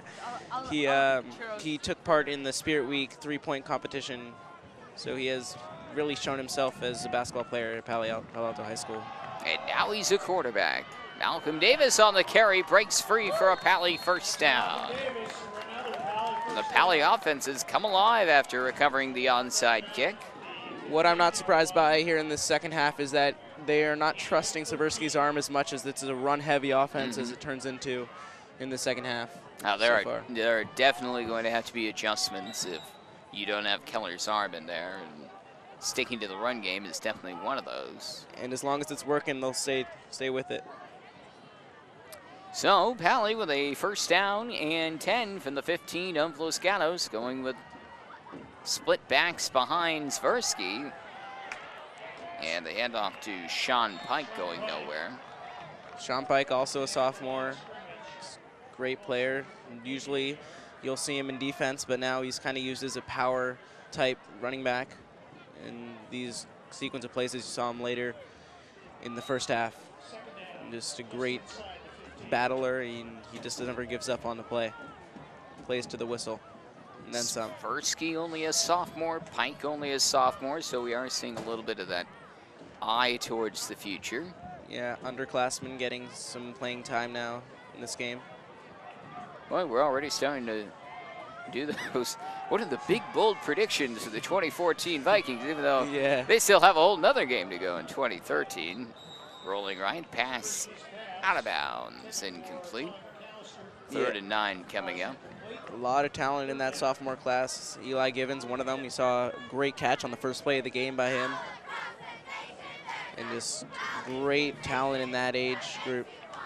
Amazing. I always like going into that future mentality. Before the World Series is over, Yeah. you're already talking about spring training. Yeah. The best time of the year, and you're already looking to next year. Exactly. Split backs behind Swirsky, drops back to pass, looking for the Oh, end zone, and and there it was it is. there, and there's a flying down. And That's going to be pass interference, I think, on the defense. Eli Givens, the intended receiver. It looked to me like that just went right through his hands. Yeah, it It was looked a like that. perfect pass. It looked like he was struggling a little bit because of that. He The looked like he got a hold, hold on the yeah. back of his jersey. But still, could have been a catchable ball. What do you mean he was holding both your arms? You're still, Yeah. come on, hold on to the ball. Still catchable. Catch it with your legs. So if that pass interference occurred in the end zone, I believe it should be a 1st and goal at the 1. I think Yeah, they're not quite going to give it to the 1. Looks like the I 6. believe the rules in high school are a little bit different on pass interference. I think that it's a 15-yard penalty. I'm not sure. Play third down. And an automatic first down, but I'm not positive on that. So it won't be basically an automatic touchdown. Yeah. And it's 3rd down. They don't even get the 1st down. It's 3rd and about 1. And the handoff, that should get the 1st down for Malcolm Davis, brought down by Cody Marshall. The play calling, especially in the second half, has been very strategic by Paly, using the run very wisely and then trying to juke him out and get a throw into the end zone, get a draw penalty through that. And very strategic, very eloquent, I want to say. Eloquent. Play calling, yeah. Just a masterpiece of play calling going on Yeah. here. This is artistic, if you will. 1st and goal from the 4. That is not so artistic, though. No. It looked like you wanted to get another, just look and open up another hole, but couldn't see it. Nowhere to go there. For Davis, brings up 2nd and goal. 2nd and goal from the 4 here in the 3rd quarter. You see checking into the game, or Oliver Swirsky coming back from the bench after meeting with Earl Hansen for the play call. And certainly having the sophomore quarterback in there with not much experience, there will definitely be a lot of input from Earl Hansen on to what the play calling should be as the pile continues to move towards the goal line and in. Touchdown. Looked like Palo Sean Alto. Pike. Sean Pike on that draw. Battler. Just With a little help from his offensive lineman friends. a little bit of a push there. Nonetheless, great play by Palo Alto. So Paly is back in this after a struggling 2nd quarter. They open the 3rd quarter with an onside kick recovery and then drive the distance for the touchdown. Great drive. Everyone looks strong. Get right back in the game. Great momentum boost going forward. Yeah, that's exactly what Paly needed, especially with all the injuries suffered there at the end of the 1st half. Fogarty's extra point up and good. So with 9:07 to go in the 3rd quarter, the Vikings are within 7. Los Gatos 28, Paly 21. Setting up to be a very exciting 2nd half. Yeah, it looks like it. Interesting to see how Swirsky and their offense forms together throughout the half.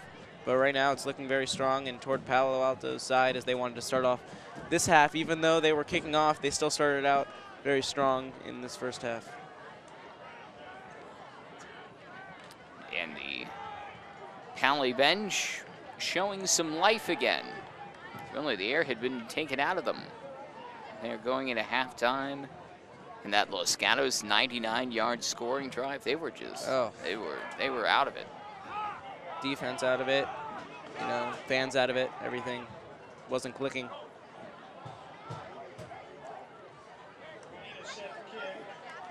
Well, the temperature certainly dropping here at Honore Field And you're wearing shorts, Brian. I mean, I'm dressed like somebody in Green Bay, Wisconsin in January. Because it's cold up here. It is. Especially when you're standing outside for 3+ hours, not moving.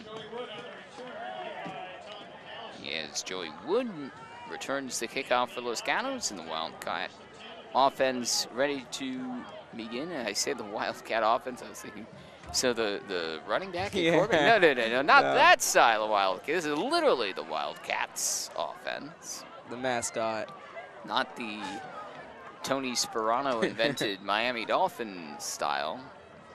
Heavily Boy, used that in college. really was just all the craze like 2 years ago, and now nobody man. uses it. Because it Tim doesn't Tebow. work. It doesn't work. Yeah, well. Tim Tebow in this We first saw year. how much that worked in the Yeah, NFL. exactly. Eventually you need a quarterback who can kind of throw the football. Yeah, the double threat is always a good look for quarterbacks, but as it's been proven in the NFL over the past couple of years, many quarterbacks who are double threat are very injury prone, and you barely see them. You probably see them maybe 8 games a year. If they're lucky, they might go on for more.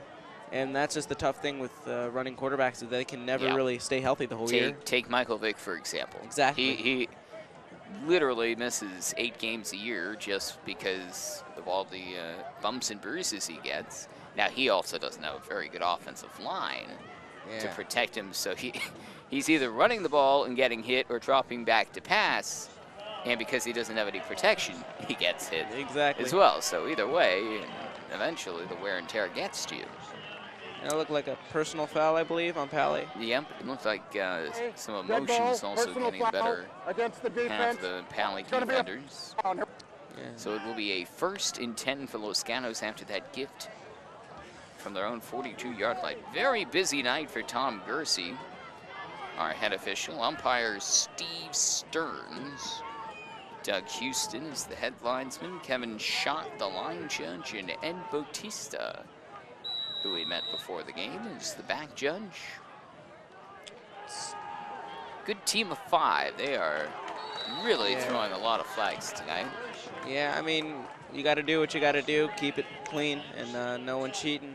They've given a couple of generous spots, but that's about it so far in this game. Straight down the line. What were they looking at there? That ball should be at the 50-yard line. No, it shouldn't. It was marked perfectly.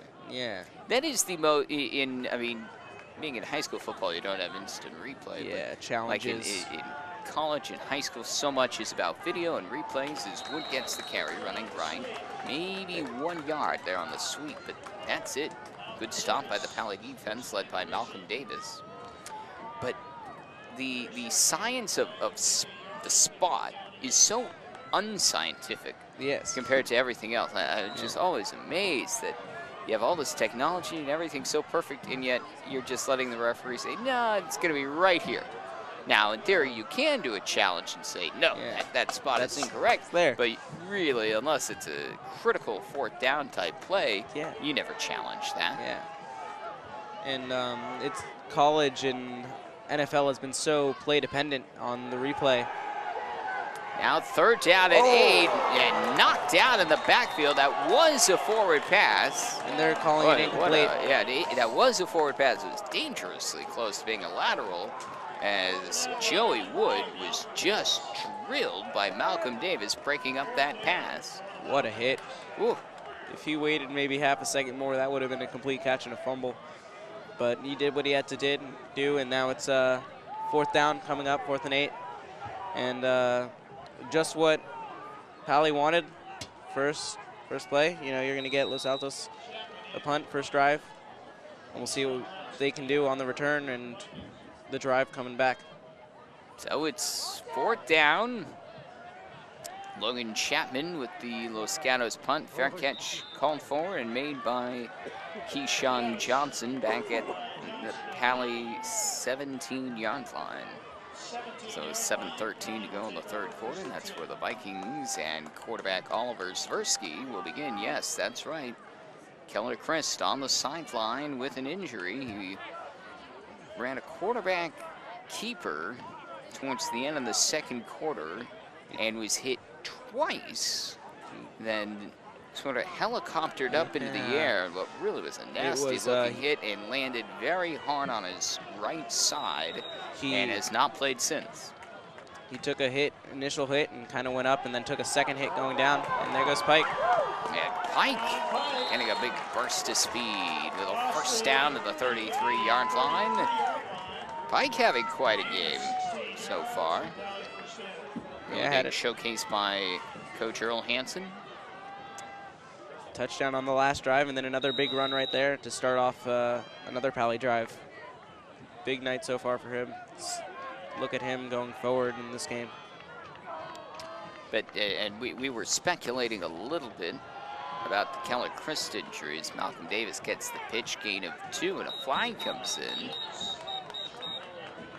here on the near side. We were speculating, though, as they were going through various tests, that it would either be a shoulder type injury, which also it kind of looked like it could be when he fell hard on his side, maybe like a dislocated shoulder. And then they went through a series of concussion tests. And one thing I do notice, Chris does not have his helmet. His helmet is not anywhere around him, which is often a sign of a concussion, that they simply will not let you go back in or even give you the chance to go in. They will take your helmet away. I don't know if that's the case or not, but it, to me, doesn't look like we're going to be seeing Keller Chris back in this game. Doesn't look like it. Another reason why they might have gone through those concussion tests, from your knowledge of sports medication, is that maybe because of all of the injuries that could happen from football, you have to take those tests just to make sure. Yeah. But right now, it's looking like he might not get in another snap this game. Which really is too bad, this being senior night, and absolutely nowhere to go there for Malcolm Davis. He saw the surge of Los Gatos tacklers led by Andrew Masick, and then he abruptly put on the brakes and tried to get out of harm's way, and that didn't work so well. And Masick just corralled him right at the 36-yard line of Paly, and that brings up a 3rd and 7. Crucial 3rd down for Palo Alto right now.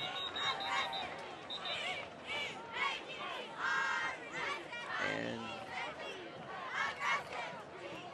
looks like some discussion amongst the game officials. Second to last game of the year for Paly. They hit the road next Friday night. 7:15 in the evening kickoff time at Santa Clara.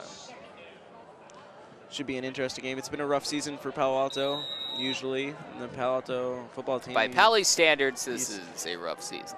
They're used to more wins. They had a lot of nail biters in the previous season, just couldn't finish them out, and tough losses, loss after loss. But they're trying to turn things around late here. And Svirsky in trouble. Passes off to Malcolm Davis. Davis sheds 1 tackle, darts forwards, and picks up some positive yardage, but short of the first down by about 4 yards at the 39. Yeah, when that's all said and done, it looks like it was just a 3-yard pass. It just began way back in the backfield. It'll be interesting to see what Palo Alto does. Svirsky's staying on the field right now. And yeah, they're going to go for it in their own territory, it looks like. Yeah, it's an interesting play call, only down by 7, still the 3rd quarter. I don't know really what they're thinking here. Maybe they're just going to try to pull him over or try to get him to jump. But interesting play call, see what happens. Maybe Earl Hansen has a really good trick play. You know, they're going for it. It's not a trick play, it's just a handoff to Davis. And I think he didn't get it. I think he's about a yard short. At the 42-yard line. Big stop there by Nick Stojanovic. Oh, wait, no, that was third down. The marker and the scoreboard both said 4th down. Well, that makes more sense. Well, that would have been a gutsy call, and now on 4th and short, they're not going to be so gutsy. Yeah, well, we were deceived there. I could have sworn that was 4th down. Yeah, it seemed like it. Now it's 4th and 1. They're not going to be risk takers. No, own zone, just punt it away. Here, Charlie Oliveira to punt it away. He's had a good day punting. He's pinned him deep. Yes, he definitely has, and that's another good punt. Nowhere to go on the return for Matt Wilcox. Maybe a yard, if that. Immediately wrapped up by Connor Shield. So here comes the Wildcats offense and quarterback Nick Bonin. 4:52 left in the third quarter, 28-21 Los Gatos. The ball's about on the 26, 27-yard line. Great punt, great yardage, and we'll see what the Palo Alto defense can do here. I'd like to see a little blitzing here from the Paly defense. They kind of just have been letting the Los Gatos offense run. Yeah, They aren't putting pressure on them. It's Los Gatos' offense that is establishing the rhythm, dictating what they want to do, and you have to throw them off balance. Exactly. They should have made a more gutsy play on that 1-yard line play back in the first half. Yeah, you gotta go after them. Go for the safety. And again, the marker is off on the field. Second down. Seems to be just frozen on that side, or either that or whoever's occupying or there you go. running that operation is not paying attention. See, now though they don't have to change the marker because it's on first down it said second down, but now it's second down and it says second down. When it's cold like this, though, you can be forgiven. Yeah. So if it sounds like I'm my mouth is getting frozen or something, that's why. First down there for Los Altos, and great run, great fake. They faked the run on the outside and went inside, picked up a couple yards and a first down. And Wildcats at their own 40-yard line. You know, we were saying that 4-4 is definitely not considered a great season for Paly standards. For Los Gatos, 5-3 isn't necessarily great either. Nowhere to go on that first down carry for Wood. Wood is racking up the carries tonight. He's easily going to be over 20 when it's all said and done. But Los Gatos wins just title after title after title. During the 27 years in which Butch Catalico was the head coach of Los Gatos, the 264 wins they had, they went to the CCS finals 17 times. 17 in 26 seasons at the helm. That's making it a regular appearance pretty much. Handoff to the up back. Short gain there for the Alabama of high school CCS football, if you will. The small town of Los Gatos, California, not all that much like Tuscaloosa, Alabama, but when it comes to football, they share the winning ways. Yes. That's a big game tomorrow night. Speaking of Alabama, LSU at Alabama. And a first down run out across midfield. As Corey Olivet against the carry. Looks like he's limping off the field a little bit there. Or limp skipping, sort of. Sort of a new way of leaving the field. Yeah, rushing off the field, seeing if their team would hurry up. It's a couple of big downs coming up. You don't want them to get them to get too deep into your territory. So a good time to stop them will be now, as they have been driving from their own 26. And on a first down, here's Wood on the carry, trying to bounce off right tackle. Brought down at the 46-yard line for a gain of 3. 2:22 left here in the third quarter, 28-21. Los Gatos on the Palo Alto Media Center. The broadcast next Friday night from Gunn High School, Lynbrook at Gunn. It's going to be a big game. Yeah, not quite the top 25 matchup. No. But it should be competitive. Should. Something to prove for both teams. It'll be a competitive game.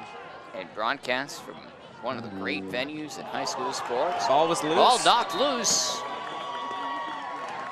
And it's recovered by Paly. Oh, what a big turnover committed there by Los Gatos and a break for the Vikings. What a big turnover, and it couldn't have happened at a better time. Huge momentum shift right there. They were starting to get a little down the defense, and then that happens. It's a gift, if you will, from Los Altos. A big gift for the Vikings. So Paly takes over with a 1st and 10 from the 38-yard line. Swirsky, play action, going deep. He wants Givens. He's got him. He makes the catch. A flag down on the play as Givens down to the 16-yard line. The question is, did he push off of Hunter Impey, his cover man? From my angle, it looked like it was a little bit of grabbing from Hunter, and it looks like that will go Paly's way, and they will decline. So Givens made the catch, even though he was held. That was a perfect pass from Oliver Swirsky, doing his best Keller Christ impression. Oh, amazing. Saying that you're not trusting him that much, and then you trust him to make a throw like that. It's a big leap, and it looks like he'll be throwing a little bit more tonight. The pass interference penalty is declined by Paly, as you would expect them to do so, and it's a big 1st down pass from Swirsky to Givens, sophomore to sophomore. The future looking bright. Very bright, and now they're inside the red zone, and they just have to finish it off. Absolutely, and they'll go to the ground. Malcolm Davis breaks the initial tackle. Almost wrapped up by Cameron Ackerman in the backfield. Oh. Able to pick up a couple of yards. Great show of athleticism, just staying on his feet, uses his hands, keeps himself up, and gets that extra 1.5 yards or so. Battle for every yard. Now from the 11-yard line, 2nd and 6. Malcolm Davis in the backfield, along with Sean Pike. And the handoff to Pike for about 2 yards. And that'll bring up 3rd down.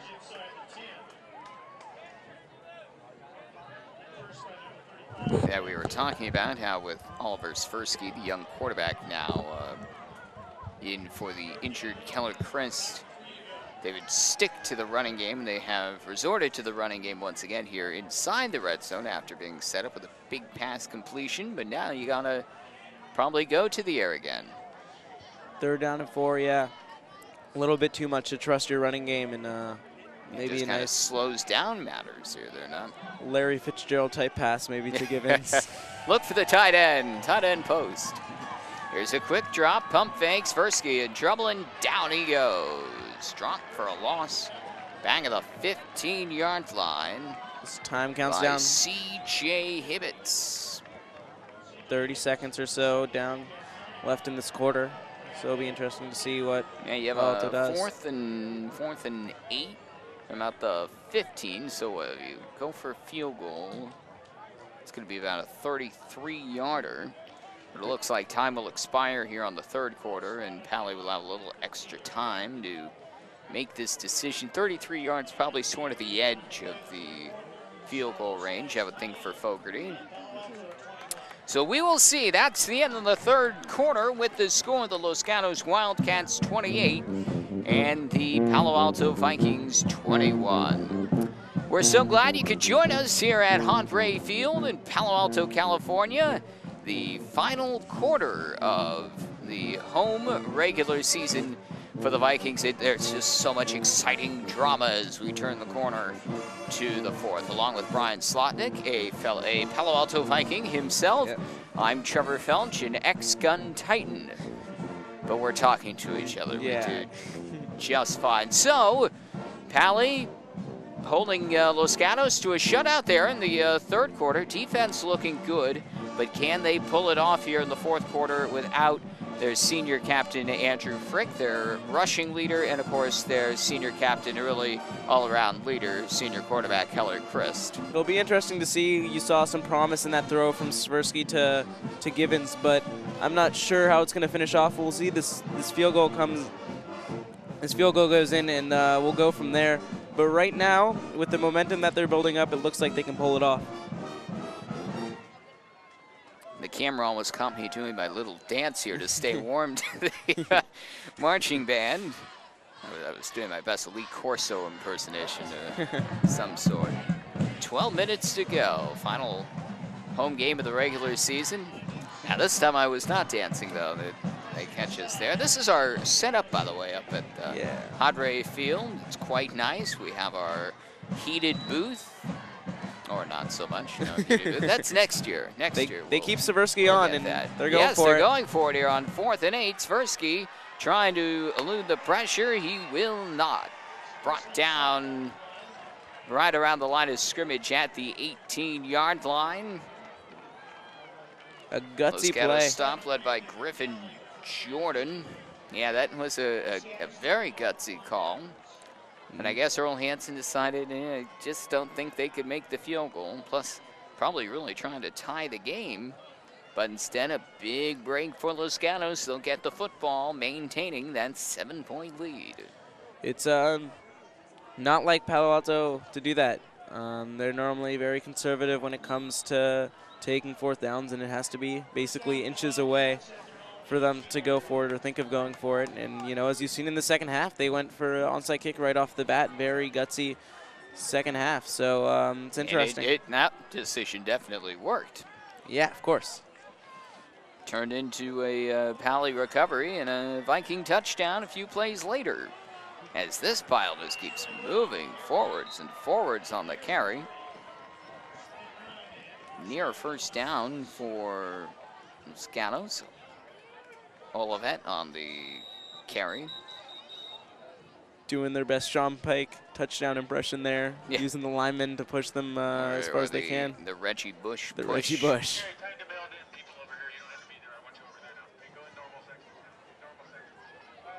And they're going to give it to them. 1st down and 10. Another generous spot by these officials. 28-21 Los Gatos. The opening seconds of the 4th quarter here on the Palo Alto Media Center.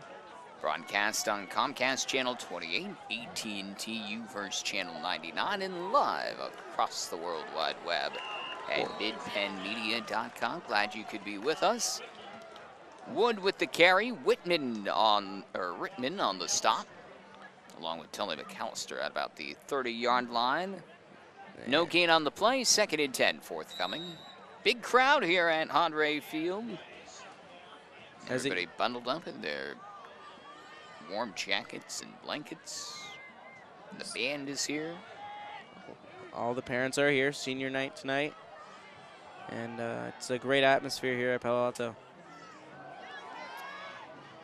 And on 2nd and 10, hand off to Keegan Krutzer. Gain of 4 to the 34-yard line. But what a bummer on senior night. The 2 senior leaders for Palo Alto get injured. Just pretty ironic. Hate to see that. Sucks to happen, but it's football. You got to put it behind you and play the game. That's why Paly was looking so promising that last drive. Almost on the verge of getting within 1 or tying it with an extra point, but they could not convert on 4th down, deep in Los Gatos territory. Olivet with the carry, bouncing off to the outside, 1st down across the 40, upended at the 44-yard line by McAllister, but a 1st down for Los Gatos, and definitely don't think that the Wildcats are going to try and run out the clock a little bit here too. They would love to take off a lot of time and make it a 2-score game while doing it. Yeah, it reminds me of a game earlier in NFL, Chiefs-Eagles. Chiefs basically took 9 minutes for one drive and ended with the touchdown, basically ended the game. And on that last play, a very smart play call. They did a fake of the original play, just like that play. And instead of giving it to the halfback, they gave it to the fullback and went the other way. Very smart play call. Moves forwards for 3 yards to the 48-yard line. Nearing midfield. Yeah, they're just nearing midfield now, and that clock just keeps going and going. Now, why were you watching a Chiefs-Eagles game? Personally, I am an Eagles fan. I enjoy football in general, but I just wouldn't find myself watching that. But that was a Thursday night game, right? That was a Thursday night. I am also an Eagles fan. You are? I am an Eagles fan. My dad grew up in Philadelphia, so that's where I get it from. Here's Olivet. Look at him cut the corner there with that sprinting speed. Run out of bounds with the first down of the 36-yard line. He didn't finally stopped by Malcolm Davis. He didn't skip hop that one back to the sideline. He took that one for a gain of about 15. That was saw him injured earlier in the game, come back, still holding that hamstring as he runs off the field, but a great effort there to get a first down. Yeah, that's right. We did see him injured last drive. He sure didn't look like that hamstring was hampering him. Yeah. He was running fast there. First down, Los Gatos. 9:03 to go in the fourth quarter. This handoff goes to Wood. He's a bruiser. He's a speedster down the sideline. And he will take it to the house. Touchdown, Los Gatos. That's Joey Wood.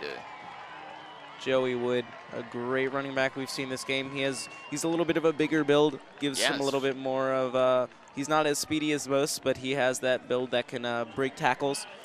And like Marshawn Lynch, he can basically rub off a lot of defenders and get into the end zone.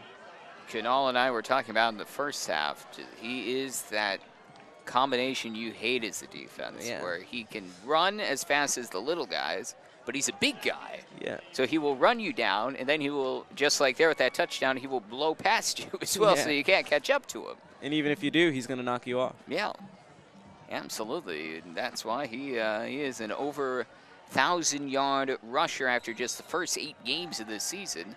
And I would assume he is well over 100 yards tonight. The extra point is good by Logan Chapman. 8:54 to go in the fourth quarter. And all of a sudden it has quieted down here at Hadre Field as the Wildcats are back to a 14-point lead, 35-21. And the interesting thing you'll see if Paly 8:54 left, pardon me, and you'll see if they can get down the field quickly and execute quickly, which will be very key for them. And a nice field position off this kickoff would be a good way to start it. Yep. They've got to try and score kind of quickly, and they're going to have to do it without 2 key figures. Keller Christ looks like he is out for the night. And we have not received word necessarily what the injury is, or might be concussion symptoms that he suffered from a quarterback keeper, where he was sort of flipped around by 2 Los Gatos defenders and then landed hard on his right side. Interesting return setup for Palo Alto as they have 4, 2, 3, and then 2 back. Now they're breaking up. Now they're breaking up. Well, they just know every kickoff Chapman kicks, it just is launched out of the end zone. Just looks like a pro kicking it. This is my favorite part of this game. There it goes. That one actually is no, that's not going to make it. It's an upset. And there. And out comes Keyshawn Johnson across the 30 to the 35-yard line. There's a flag. And there's a flag down. Well, it wouldn't be a play, but we've actually got several plays without a penalty. It was about time. Looks like it might be a block in the back, as some Paly players are throwing up their hands. But great return, and just like that, it looks like they're going to have coming back good field position depending on who this penalty is against. Actually, a face mask on Los Gatos. And that's going to go up 5 yards right to the 40 for Palo Alto, which is great field position against the defense to start off. From the end of the run. It'll be interesting to see this drive. Will Earl Hansen opt to test the arm of his inexperienced quarterback, or will he try and stay on the ground with his proven rushers? They have plenty of time. Just can't be too conservative. Malcolm Davis against the carry.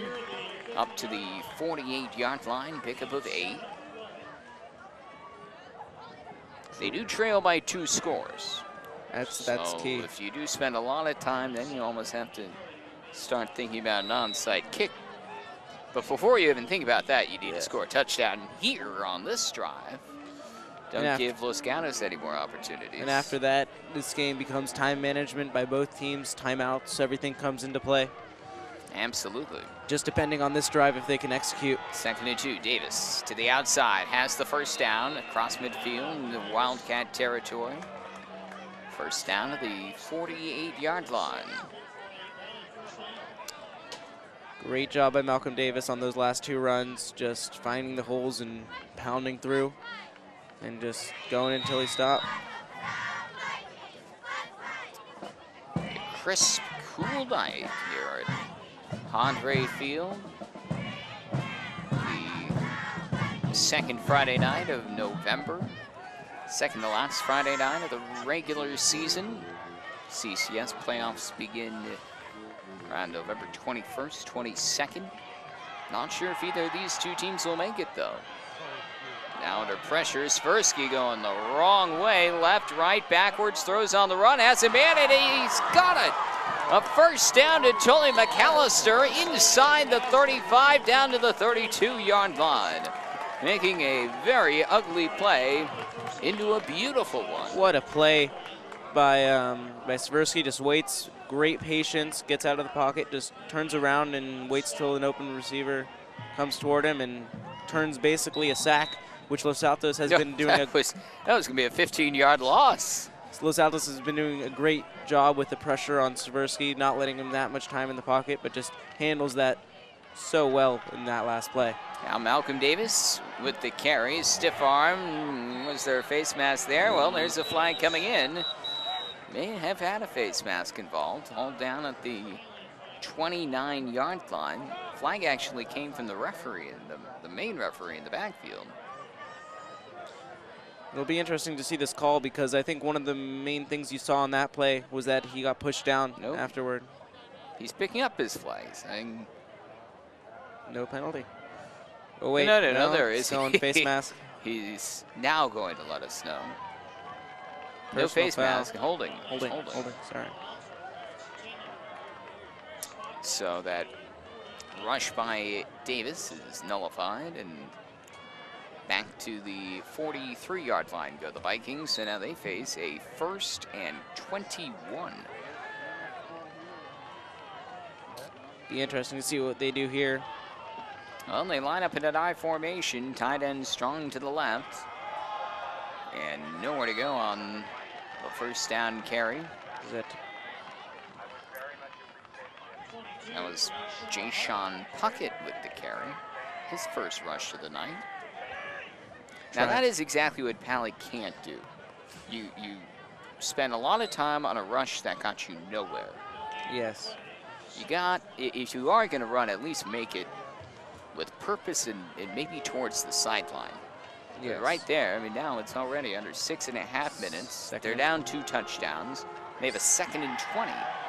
Rolling right, Svirsky thinking about passing. He'll take it himself and be brought down right at the line of scrimmage. And again, now just the clocks, there goes another 30 or so seconds. Time management. Time management is crucial, and now Svirsky goes to the sideline to get his play. This is just not remotely efficient. And now it's 3rd and 20. See that clock? It just continues to wind down further and further. And, you know, when you're down 2 scores, under 6 minutes to go, you need to be moving. You need to be running Chip Kelly offense. Yeah. To use another Eagles reference. Eagles reference, yeah. Svirsky, quick drop, going near his side. It's up for grabs and almost intercepted. At first, in and out of the hands of Keyshawn Johnson. And then there was his cameraman, Corey Olivet, who is still playing every snap on offense and defense, but he's limping everywhere. Yeah. So we noticed when he had some rushes offensively. Yeah, number 21, he's still in there. I mean, he's injured, but not. he's a big part of that defense, big part of the offense, and he's willing to risk it, I guess. This is a huge fourth down here. Fourth and really long. You have to go for it in this situation. Yeah, you have no choice, but handing the ball over here kind of could be the end. Okay. Pass is complete over the middle, but it's not to going to Tully be enough. McAllister to the 28-yard line, but that will be a good 6 yards short of the first down. Big stop there by the Los Gatos defense led by Hunter Impe. And a turnover on downs, and boy, that holding penalty really proved costly for Paly, and then they weren't able to get anywhere rushing-wise. So a turnover on downs. Los Gatos takes over with 5:24 to go here in the fourth quarter, and a 35-21 lead. It's going to be tough for Paly, as they might have to use all 3 of their timeouts on this drive. Yeah, that's what I was trying to think. Do you use your timeouts right now? I think you kind of have to. Yeah, because, you know, you're going to let them take 30 look, seconds each play. Being such a good rushing team, here's Wood. Picks up 5 yards to the 34. They will just keep slowly moving the chains. Well, Paly not going to call a timeout here. As the clock ticks down to 5 in under 5 minutes. Yeah, I mean, you can easily get rid of 30, 40 seconds per rush and do the math. And that should, you know, wind it down nicely. Get 2 first it downs, is, and that should be, yeah, it should be pretty much the game. About it. Yeah. It is a 2-score lead. That's the other thing to keep in mind. Yeah. But really, how important was that holding penalty in the end? The whole game. Losing those 10 yards. Too many penalties in this game. They're also giving up way too many rush yards per carry in rush yards in general. Just on those 2, they got basically 9 yards out of those two rush plays. Now, almost seemed like Ochapinti strategically wanted to be 1 yard short of the first down. So now it is 3rd and 1 at the 37-yard line, and I don't understand why Paly is not calling a timeout here. You have a chance to make a third down stop. Stop the clock, and there's now 4 minutes left in this game. I don't get it. Yeah, use one of your timeouts. And if I'm Los Gatos, I would wait until there's 1 second on the play clock, and it seems like that's probably what they just did. Now Los Gatos calls a timeout with 3:53 to go, knowing if they convert here, that's close to the game. Yeah. You give 3 timeouts. Beautiful scene here at Andre Field. The lights are on. Quite the panorama, the Friday night lights, Palo Alto style. Yeah. Beautiful venue, beautiful stadium, refurbished over the past couple seasons. New track on this field that just got resurfaced over the summer. And it's been like 2 or 3 years since they got the new synthetic grass. Oh yeah, I remember coming here 5th, 6th grade. You see this grass that's just chewed up so much. Yeah. Field goal posts like they're about to fall down any second. And spruced up facilities. They're opening their new building soon, with the construction coming to a finish a couple of years late, but even so, it looks like they might just go for a quarterback dive over just like an inside rush here. Bodden under center here on 3rd and 1. That's what he does. And it looks like definite help from his running back Joey Wood. Going to nudging him. That will move the chains. And that is a first down conversion. And the clock is stopped for the momentarily. Of the chains, the clock will recommence right back with 3:50 to go. And Paly does have all 3 timeouts, but they don't seem too inclined to use them. Yeah. Big things to note this far forward in the game. You have Andrew Frick, who's on the sideline with crutches, who got taken out in the first half. And then, of course, Keller, who on that play got taken out where he was hit twice. And with Chris's absence, Oliver Swirsky really did a pretty darn good job. Stepping up as a sophomore and stepping up into a game like this is always a difficult task to do. And I have to say he did really well under the circumstances. Their team just couldn't pull it off in the end, and that holding penalty again. Yeah, really they tried demoralized the to team. mount one last charge, and they just could not. Yep. No gain there on the carry for Krutzer, and Los Gatos taking their merry time here, facing a 2nd and 10 from their own 40-yard line. 2:45, and it's still ticking. A flag on the play. Whistles, flags. Did they take too much time? We'll see right now. Looks like they did. Delay of game. That could be interesting. If the Makes them have to work a little bit more to get Little that bit. first down. Yeah. And now you have to think, right? 2:43, maybe if you can get the ball before the 2-minute warning, or 2 minutes, there might be a chance with the drive under 1 minute, and then an onside kick. An onside But kick, even you so, have all your timeouts, then come back and score another time. yeah, it's a lot to ask. All sorts of things could happen, but It's a lot to another ask. thing is Los Gatos could just trying to run out as much of the clock here, and again nowhere to go. On the near side for Wood, wrapped up by numerous Vikings, led by Rittman and McAllister. Still no timeout. I just Nope, don't there's a get why. timeout. And now There's a it timeout, looks yeah. like Paly belatedly will use the timeout. Should be a little bit more urgency on that 2:27 to sideline. go. A little bit more urgency on that sideline to fight for those extra seconds. And they're realizing they actually could get a first down, or it could actually get Los Gatos to have a 4th down. So with 2:27 to go here in the 4th quarter, a big 3rd and about 15 coming up here for the Los Gatos Wildcats. The Paly Vikings trying to make a stop, then they need to score, then they need to get the ball back, and then they need to score again, trailing by 14. That's a lot to ask, but it's not impossible, right, Brian? Not impossible, as we've seen in the past, but a lot to ask from this Paly defense, Paly offense, Paly special teams.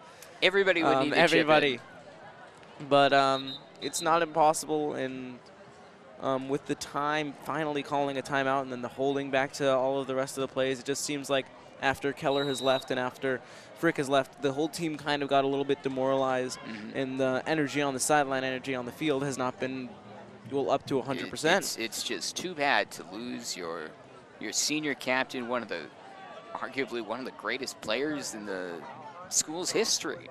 Yeah. And can't even play the last half of his last home game. Yeah.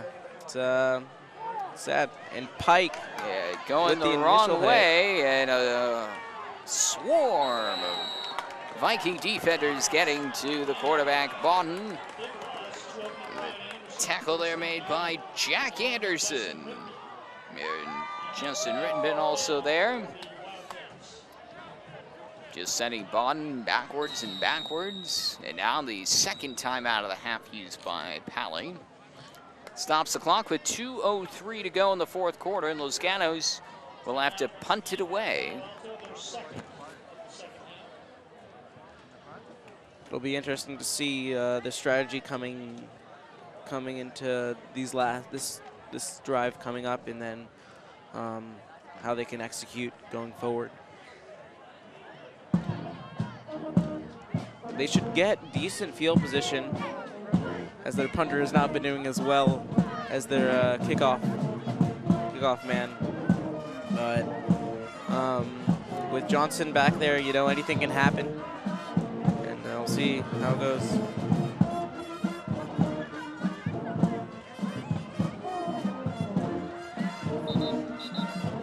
Well, looks like most of the crowd has stayed here for the end. I think a couple of minutes ago, a lot of them started going for the exits, thinking, oh, this game's over. Los Gatos will run out the clock, but they were unable to run out the clock. Yeah. Big stop there by the Paly defense, so the Viking offense will get another chance and at least try to make things interesting. Keyshawn Johnson back to receive. Logan Chapman to punt it away for Los Gatos. 4th and 20 sounds familiar. Yeah. Except Paly was unable to punt. Fair catch called for and made by Johnson at his own 40. He had plenty of time there to be able to try and return there, but decided he didn't want to waste any time. So the Viking offense returns to the field there with 1:57 to go in the fourth. Los Gatos holding a 35-21 lead. And Paly now has the ball, though. They only have one timeout. Keep that in mind. So they can't mess around. No. And they do need to try and get everything in 10-yard increments and also look for the sidelines. And not run the football, most likely. Yep. Swirsky back to pass. Looks left sideline. That's got exactly what they need. The out pattern to Keyshawn Johnson. And he picked up exactly 10 yards for the first down and out of bounds along the outer hash marks. Exactly what you want. Great route by That was Johnson. precise.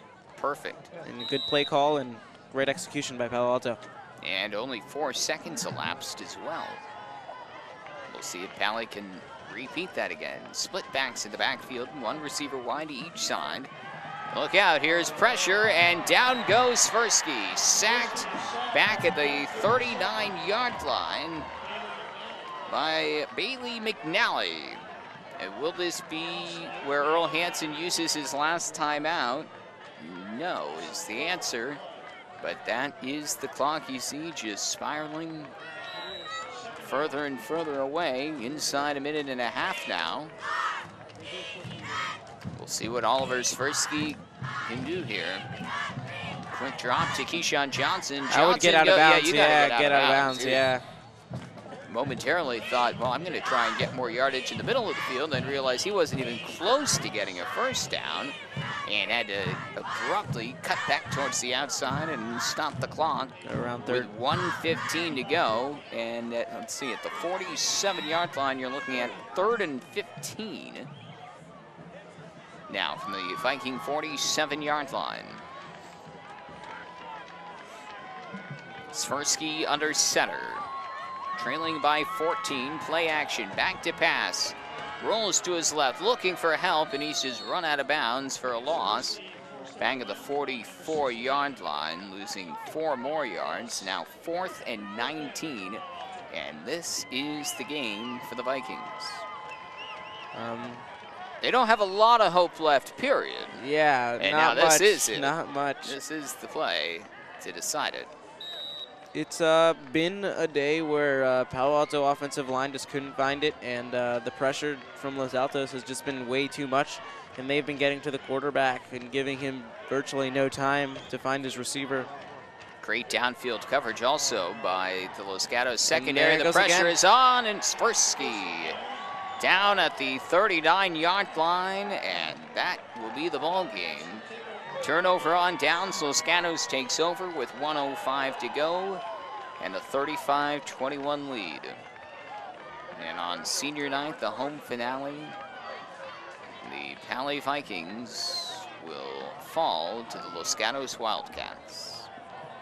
So revenge for Los Gatos after last year falling here at Paly 25-7 to the Vikings. They return to Palo Alto. This time, they will return to Los Gatos victorious. Paly has 1 timeout, but I'm guessing they won't use it. No. And a disappointing this year is 500. Yeah, it's going to be one of those seasons. It's been an up-and-down game so far with, you know, a start with the first play of the game, huge pass to Givens. Absolutely. And then, you know, up and down, giving and taking touchdowns, and then they take away by 7. A lot of the breaks were falling in Palo Alto's favor. It was really looking optimistic. Things were going in their direction.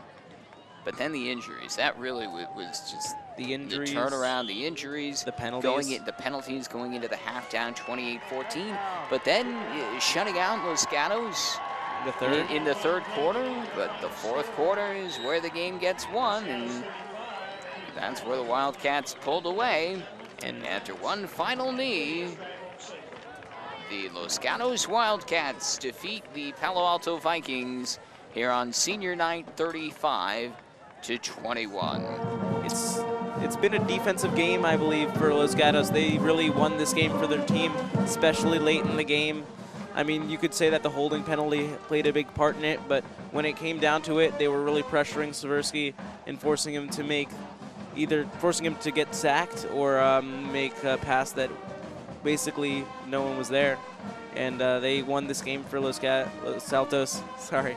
And the rest is the rest. The offense did the best that they could. The defense for Paly, just couldn't contain the run. Like we said, there wasn't really a blitz. Yeah. From from Paly, and that kind of affected it. Unable to get the pressure on the Wildcat offense, so they just were able to relax. And unfortunate to send these seniors off on a unfortunate, not victorious note, and injuries as well, the key seniors. Keller just not being able to play, Yeah. 3 out of really, 4 quarters. I mean, obviously the biggest bummer is for Keller himself, but for the whole crowd who wanted to see Keller Christ one last time, they did not get to see him in the second half after being knocked out of the game. And stay tuned at the various Paly websites and the various newspapers. I'm curious to hear what the injury Keller sustained was. So with this victory, Los Gatos moves to 6-3, while Paly, now at 4 wins and 5 losses on the season, they finished their home schedule at just 1-3 this season. Again, the final score from tonight's game here at Hondre Field, the Los Gatos Wildcats 35 and the Palo Alto Vikings 21. Now for Kunal Singh and Brian Slotnick, our producer Chuck Alley, and the entire Palo Alto Media Center crew, I'm Trevor Felch. Thanks for joining us. We hope you enjoyed tonight's broadcast. Our next broadcast is next Friday night from Gunn High School as the Gun Titans host Lynbrook High School. Now from Palo Alto, good night, everyone.